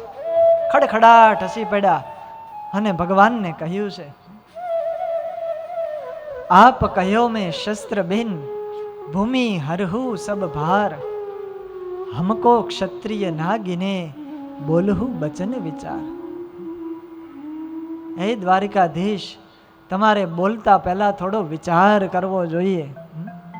તમે શું સમજતા હતા કે હાથમાં હથિયાર લીધા વિના કાંઈ યુદ્ધ થઈ શકશે અને આપણે યુદ્ધ જીતી શકશું? હે પાર્થ સખા, હે કૃષ્ણ, આજ તમારી પ્રતિજ્ઞાનો ભંગ થયો છે. તમે તો હાથમાં રથનું પૈડું લીધું, રથાંગ પાણી બન્યા છો અને મને મારવા માટે દોડ્યા છો. આજ મારી પ્રતિજ્ઞા સત્ય થઈ, પ્રભુ આપની પ્રતિજ્ઞાનો ભંગ થયો. અને ભગવાને તરત જ રથનું પૈડું ફેંકી દીધું અને હસવા લાગ્યા છે. આજ ભગવાન હસે છે અને હસતા હસતા ભગવાન કહે છે, મેં કાંઈ શસ્ત્ર ઉપાડ્યું નથી, આ તો રથનું પૈડું છે. ભીષ્મ કહે છે કે હે નટખટ, આ કાંઈ ગોકુળ કે વૃંદાવન નથી કે તું અમને છેતરી જા. આ તો યુદ્ધનું મેદાન છે. યુદ્ધના મેદાનની અંદર જે કાંઈ હાથમાં ઉપાડ્યું એ શસ્ત્ર ગણાય. અને આ ભીષ્મનું વચન સાંભળતા મારા ગોવિંદે જે શબ્દો ઉચ્ચાર્યા એ મારે તમારે હૃદયમાં ઉતારવા દેવા છે. શ્રી કૃષ્ણ એમ બોલ્યા, ડારી ચક્ર હરિ હસી પર્યો, દિયોતર બ્રજરાજ, તજી પ્રતિજ્ઞા મોરી મેં તોરી પ્રતિજ્ઞા કા, તજી પ્રતિજ્ઞા મોરી મેં તોરી પ્રતિજ્ઞા કા. ભગવાને કહ્યું કે હે પિતામહ, તમારી પ્રતિજ્ઞાને સત્ય કરવા માટે આજ મેં મારી પ્રતિજ્ઞાને જાતિ કરી છે. આવા ભગવાન દયાળુ છે. ભગવાને એ યુદ્ધની અંદર પ્રતિજ્ઞા કરેલી કે હું શસ્ત્ર નહીં ઉઠાવું, પણ ભીષ્મએ સામે પ્રતિજ્ઞા કરાવી કે ગમે એમ થાય દ્વારિકાધીશને હું શસ્ત્ર ધારણ કરવા માટે મજબૂર કરીશ. અને અંતે પરમાત્માએ એ રથનું પૈડું હાથમાં લીધું છે. અને વાલા ભક્તજનો, એ પરમાત્માએ રથનું પૈડું હાથમાં લીધું એટલા માટે જ ભગવાનને રથાંગ પાણી, ચક્ર પાણી એવું સંબોધન કરવામાં આવે છે. બોલીએ રથાંગ પાણી ભગવાન કી જય, દ્વારિકાધીશ કી જય. આવા ભગવાન દયાળુ છે, સ્નેહાળુ છે. પોતે પોતાના સુખને જાતું કરી અને બીજાના સુખનો વિચાર કર્યો છે, બીજાની પ્રતિજ્ઞાને સત્ય રાખી છે. ભીષ્મ પિતામહ આજ કહે છે કે હે પ્રભુ, હું જાણું છું કે જ્યારે ભગવાન અને ભક્તની પ્રતિજ્ઞાઓ સામ સામે ટકરાણી છે, આમને સામને આવી છે, ત્યારે તમે ભક્તની પ્રતિજ્ઞાને રાખવાને માટે તમારી પ્રતિજ્ઞાને જતી કરી છે. આવો સ્નેહ, આવી દયાળુતા તમારામાં છે. નકર મારી તો શું તાકાત છે કે તમારી પ્રતિજ્ઞાને હું તોડાવી શકું? તમે તો અનંત બ્રહ્માંડના આધાર છો, સત્ય સંકલ્પ છો. પરંતુ હે કૃષ્ણ, એ તો હું ભૂંડો ન લાગુ, જગતની અંદર હું ઉજળો દેખાવ એટલા માટે તમે શસ્ત્ર ધારણ કર્યું છે. કે લોકની અંદર કોઈ એવું ન કહે કે ભીષ્મ પિતામહ આવા મોટા હતા પણ એની પ્રતિજ્ઞા અસત્ય થઈ. તમે તમારા ઉપર કલંક લગાડી અને આજ મને ઉજળો બનાવ્યો એટલા માટે તમને ધન્ય છે. એવા હે ભક્તવત્સલ ભગવાન, તમે જ એક મારી ગતિ થાઓ. આવો પરમાત્મામાં સ્નેહ છે વાલા ભક્તજનો. એટલા માટે આજ ભીષ્મ પિતામહ પોતાની મતિરૂપી કન્યાને એ શ્રી કૃષ્ણ ભગવાનને વરાવવા માટે તૈયાર થયા છે. ભગવાન સ્નેહાળુ છે, પરંતુ જો રક્ષણ ન કરે તો શું કામનું? ભગવાન તો ઉત્તમ રક્ષક છે. વિજય રથ કુટુંબ આતતોત્રે ધૃત રશ્મિનિત શ્રીયે ક્ષણીયે. વિજય રથ કુટુંબ આતતોત્રે ધૃત રશ્મિનિત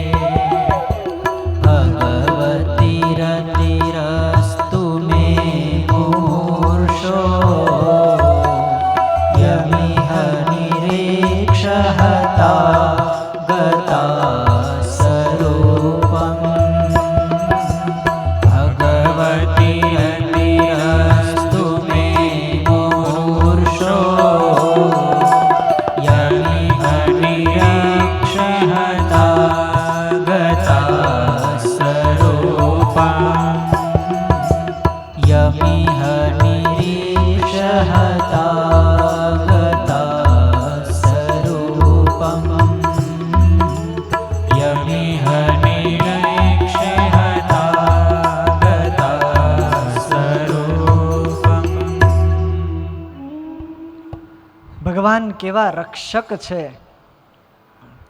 વિજય રથ કુટુંબ આત્તતોત્રે ધૃત હય રશ્મિની તત્શ્રીયે ક્ષણી. ભગવાન અર્જુનના સારથી બન્યા છે, રથ ચલાવે છે, ઉત્તમ રક્ષક છે. એટલે એક હાથમાં લગામ ધારણ કરેલી છે અને એક હાથની અંદર ચાબુક છે. ચાબુક અને લગામ બંને ધારણ કરી અને રથ ચલાવે છે. અને આ બે વાત જો મન સંભાળે ને વાલા ભક્તજનો, તો જીવન આપણું સુધરી જાય છે. લગામ છે એ પરમાત્માની આજ્ઞા છે. જો ભગવાનની આજ્ઞામાં આપણે ન રહીએ તો પછી ચાબુકના માર પડે છે. ઘોડાઓ છે એ લગામ પ્રમાણે જો ન ચાલે, પછી જે સારથી છે એ ચાબુકનો પ્રયોગ કરે છે. એવી જ રીતે આ જીવનની અંદર પરમાત્માની જ આજ્ઞા જ્યારે જીવાત્મા નથી પાળતો, પ્રથમ ભગવાન આજ્ઞા આપે છે, લગામ છે કે આજ્ઞા પ્રમાણે તમે રહો, સદાચારમય જીવન જીવો તો તમે સુખી થશો, જીવન તમારું સારું થશે, ઉજ્જવળ થશે. પરંતુ જો એ પ્રમાણે ન વર્ત્યા તો ભગવાન પાસે બીજો પણ ઉપાય છે, અને એ છે ચાબુક, એટલે કે યમના દૂતો. આજ્ઞા પ્રમાણે જે નથી વર્તતા એને યમના દૂતો દ્વારા માર ખવડાવીને પણ પાછા સીધે માર્ગે ભગવાન વળાવે છે. એવા આપ રક્ષક છો ઉત્તમ. અર્જુનના રથનું રક્ષણ કર્યું, અનેક યોદ્ધાઓનું રક્ષણ કર્યું, અને દયાળુ કેવા કે જે પણ યોદ્ધાઓએ યુદ્ધની અંદર વીર ગતિને પામ્યા એને આપે હે પ્રભુ સારૂપ્ય મુક્તિ પ્રદાન કરી છે. એવા હે પાર્થના સારથી આપના સ્વરૂપની અંદર મારી રતિ થજો. અને આજ પિતામહ ભીષ્મ પોતાના અંતકાળે એ ભગવાનની રાસ લીલાની ઝાંખીને યાદ કરે છે.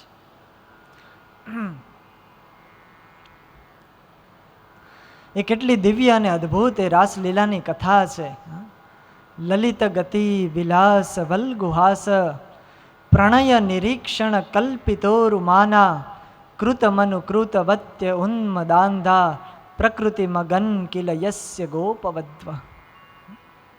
આવી રીતે પરમાત્માએ વૃંદાવનની અંદર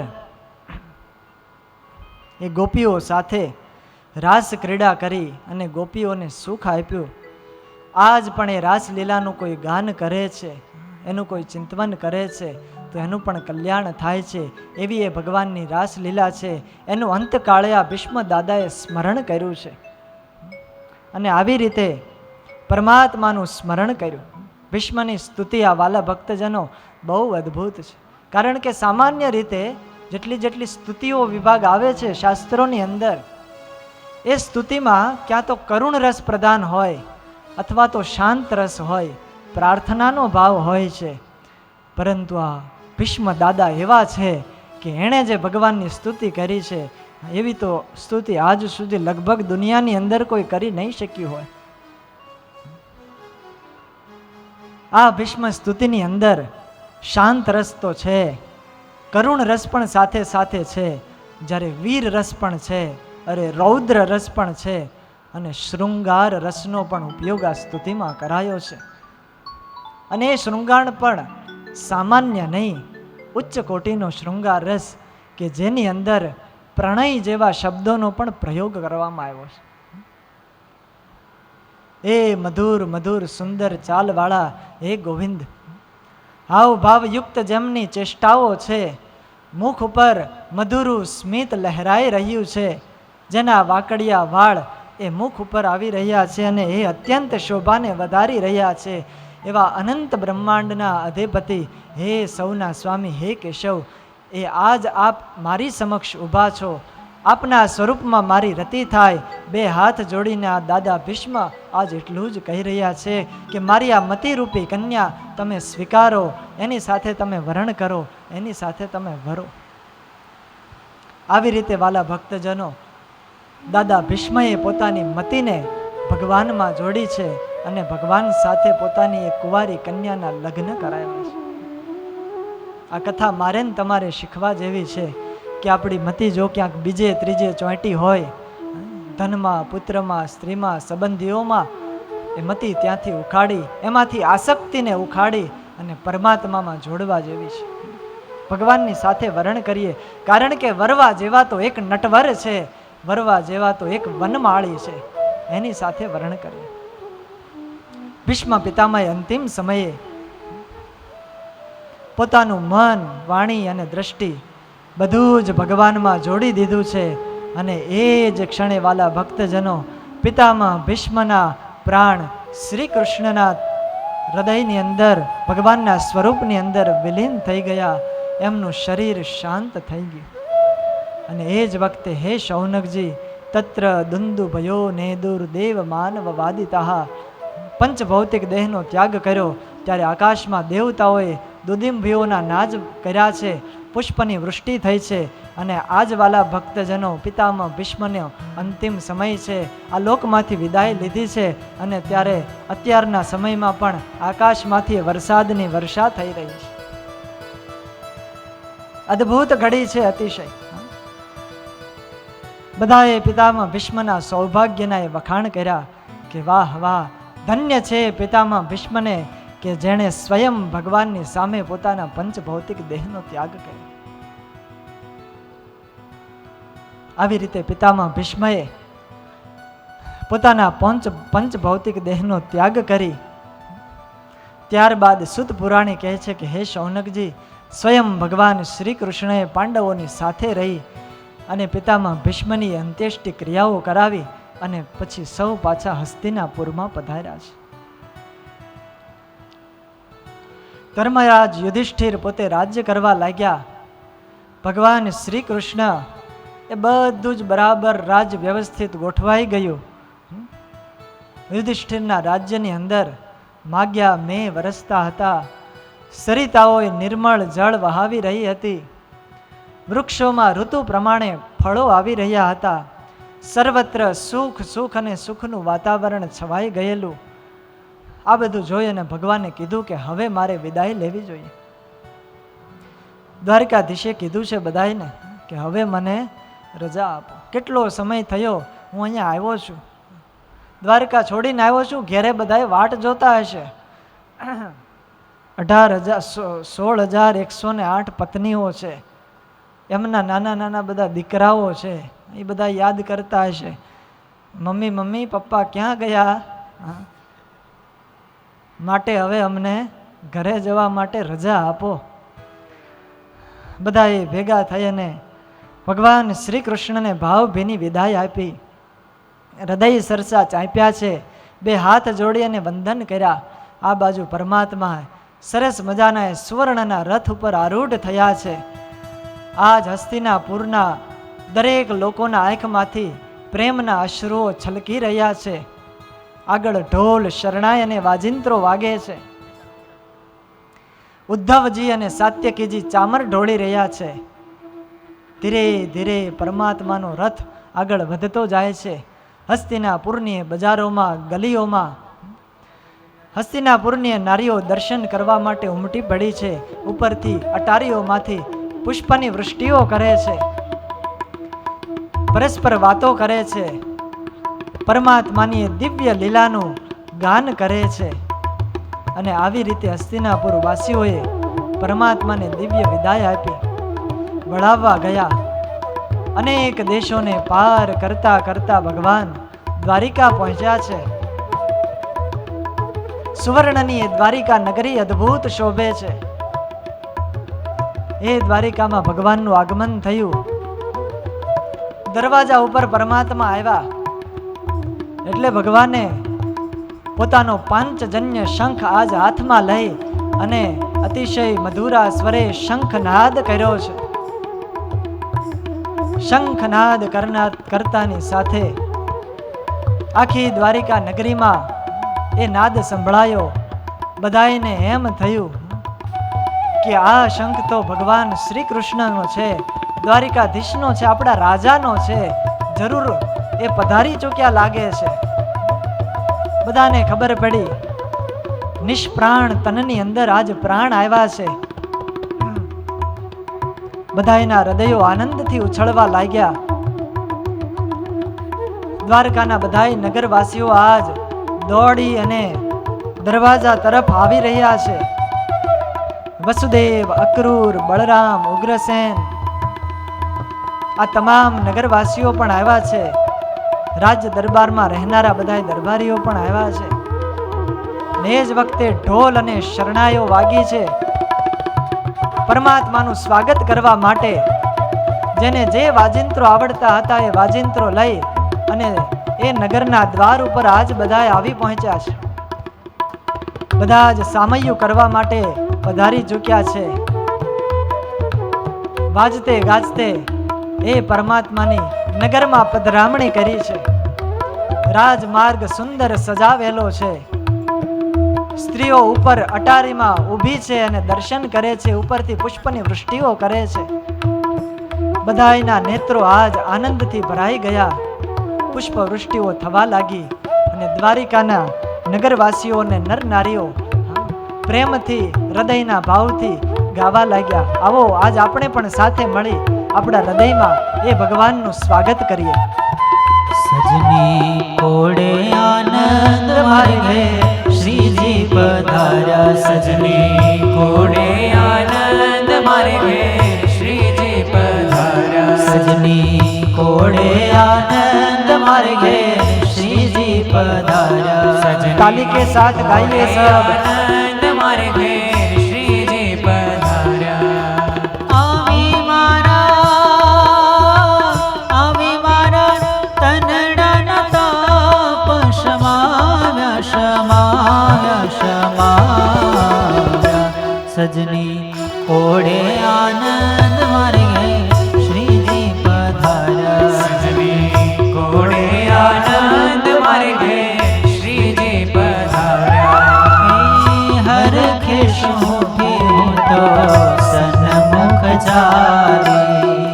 હરખે શોભે હું તો સન્મુખ ચાલી. તેડી બેસાયા મેં તો વાહલડી જાલી. તેડી બેસાયા મેં તો વાહલડી જાલી. અક્ષરના વાલીડાને હો, અક્ષરના વાલીડાને ખાવાને વાલી વાલી વાલી.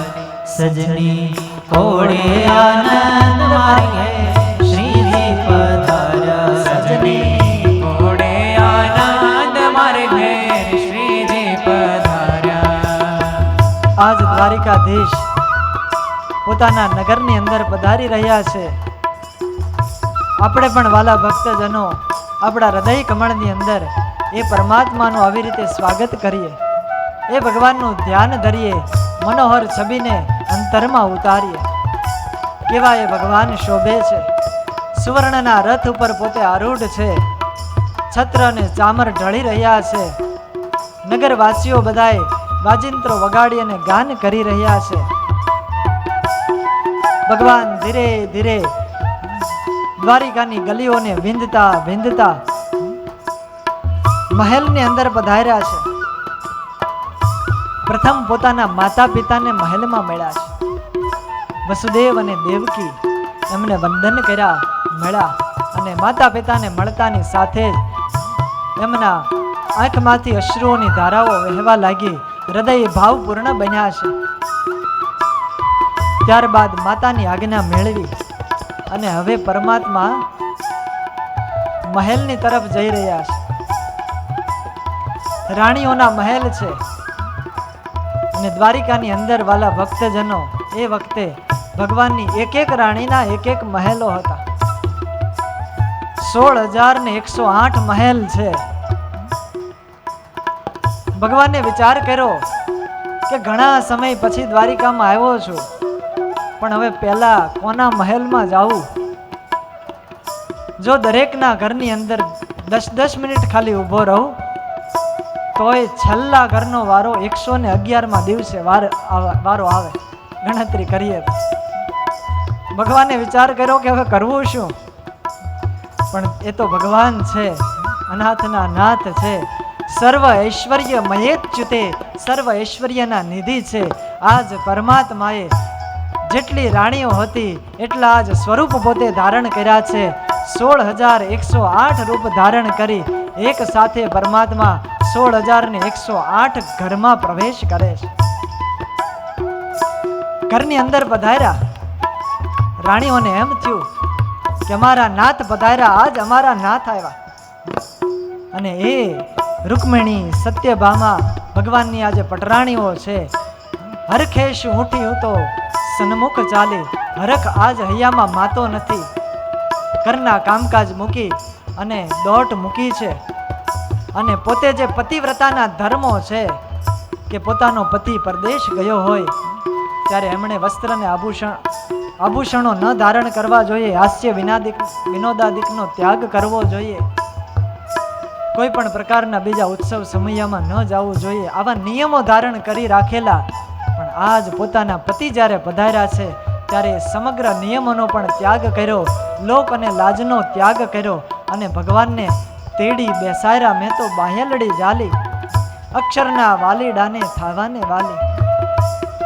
ભગવાનને પોતે પાટ ઉપર પધરાવ્યા છે, બેસાયરા છે અને પરમાત્માને નેત્ર સામું એ ભગવાનની પતિવ્રતા નારીઓ જોવા લાગી છે. લોકની લાજ ત્યાગી અને આજ ભગવાનના નેત્ર કમળ સામું જુએ છે. રૂકમણી જે કહે છે કે દ્વારિકાધીશ તમે ડાયરેક્ટ અહીંયા જ આવ્યા? ભગવાન કે આ સીધો જ અહીંયા આવ્યો છું, ક્યાંય ગયો નથી. બીજા મહેલની અંદર સત્યભામા પૂછે છે કે ક્યાં જઈને આવ્યા? ભગવાન કે હું ક્યાં જાઉં વળી, પહેલો તારા ઘરે જ આવ્યો છું, બીજે પછી જઈશ. બધા જ મહેલની અંદર બધી જ રાણીઓને એમ લાગે છે કે ભગવાન સીધા મારે ત્યાં પધાર્યા છે, ભગવાન સીધા મારે ત્યાં જ આવ્યા છે. બધાયને આનંદ થયા છે અને પરમાત્માએ પ્રેમાશ્રુઓ બધાયના લૂછ્યા છે, બધાયને ખૂબ આનંદ પમાડ્યો છે. ભગવાનની એ પટરાણીઓએ ભગવાન માટે સરસ મજાના થાળ બનાવીને તૈયાર કરેલા છે અને પ્રેમથી એ ભગવાનને ભોજન કરાવે છે.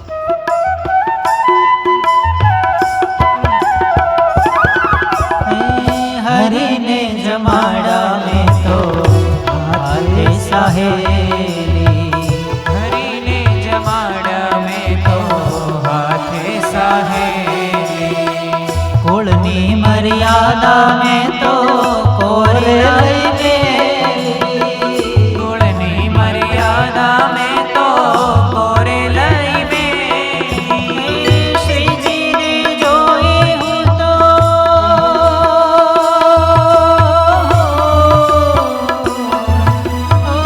શ્રીજીને જોઈ હું તો થઈ છું રે ઘેલી ઘેલી ઘેલી. સજની કોડે આનંદ મારે ઘેર શ્રીજી પધાર્યા. સજની કોડે આનંદ મારે ઘેર શ્રીજી પધાર્યા. સજની કોડે આનંદ મારે ઘેર શ્રીજી પધાર્યા. સજની કોડે આનંદ મારે ઘેર શ્રીજી પધાર્યા. પરમાત્માને આજ પ્રેમથી જમાડ્યા છે. પાનની બીડી મુખમાં આપી ભગવાને મંદ મંદ હાસ્ય કરતા બધાય સમાચારો પૂછ્યા છે કે તમે કુશળ તો છો ને? પરસ્પર વાર્તાલાપો થાય છે અને પરમાત્માએ એ પોતાની સ્ત્રીઓને પતિવ્રતા નારીઓને ખૂબ સુખ આપ્યું છે અને અનંત જન્મના દુખડાઓને કાપી નાખ્યા છે. પરમાત્માનો એવો રંગ લાગ્યો કે જાણે કે ભગવાન અખંડ અમારી સાથે છે, અમારો જીવડો એ પરમાત્માની સાથે ફરે છે. આજ બધાયને એવું લાગી રહ્યું છે. છેલ્લી કડીમાં કહે છે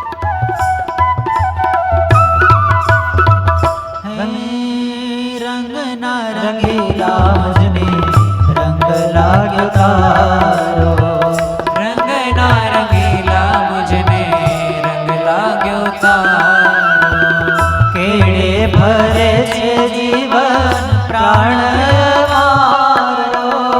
કેડે ફરે છે જીવન પ્રાણ અમારો. મુક્તાનંદ કહે છે મારો. મુક્તાનંદ કહે છે મારો જન્મ સુધારો સુધારો સુધારો. સજની કોડે આનંદ શ્રીજી પધાર્યા. સજની કોડે આનંદ મારે ઘેર શ્રીજી પધાર્યા.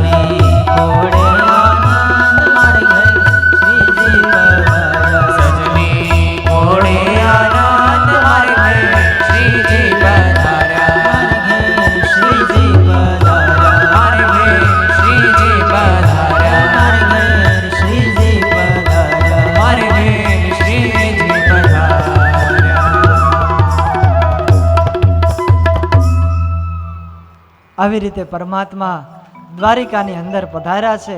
બધાયને પોતાની મૂર્તિનું ઘણા સમયથી બધાયને વિરહ હતો, એ વિરહની વ્યથાઓ શાંત થઈ બધાયને સુખ આપ્યું છે. સુત પુરાણી કહે છે કે હે શૌનક, હજારો રાણીઓની વચ્ચે રહી પણ પરમાત્મા છે આજ સામાન્ય મનુષ્યની માફક ક્રીડા કરી રહ્યા છે. પોતે નિર્મળ વર્તન રાખે છે, મધુરું મધુરું સ્મિત કરે છે, પરંતુ આ તો પરમાત્માની એક લીલા માત્ર છે. એ સામાન્ય મનુષ્યની પેઠે ક્રિયા કરે છે, છતાં પણ પરમાત્મા એ ક્રિયામાં લોપાતા નથી. એ માયાનો લેશ પણ પરમાત્માને અડી શકતો નથી. આ જ ભગવાનનું ભગવાનપણું છે. મનુષ્ય ગમે એવો હોય પણ એને આ લોક બંધન કરે છે, આ લોકની માયામાં ફસાઈ જાય છે. અરે મુક્ત હોય, ભગવાન તો એમ કહે, એ પણ આ લોકની અંદર આવ્યો હોય, છતાં પણ એ ભગવાનની માયાનું પ્રબળપણું એટલું છે કે બંધાઈ જાય છે. મુક્ત બંધન આ લોક છે, પરંતુ પરમાત્માને માયાનું બંધન અડી શકતું નથી. એ જ ભગવાનપણું છે. માટે ક્યારેય પણ ભગવાનના ચરિત્રોમાં શંકા ન કરવી જોઈએ. એતદીશન મીશસ્ય પ્રકૃતિસ્થોપી તદ્ગુણૈઃ ન યુજ્યતે સદાત્મ સ્થૈર યથા બુદ્ધિસ્તદાશ્રયા. હે શૌનકજી, આ પરમાત્માની લીલામાં ક્યારેય મનુષ્ય ભાવ ન લાવવો જોઈએ. એ તો પ્રકૃતિમાં રહેવા છતાં પણ પ્રકૃતિના ગુણોથી પર છે. આવી દિવ્ય પરમાત્માની લીલાઓ છે. કૃષ્ણે જે કાંઈ કર્યું છે એ કોઈ કરી ન શકે. કૃષ્ણે જે કહ્યું છે એ આપણે બધાએ કરવાનું છે.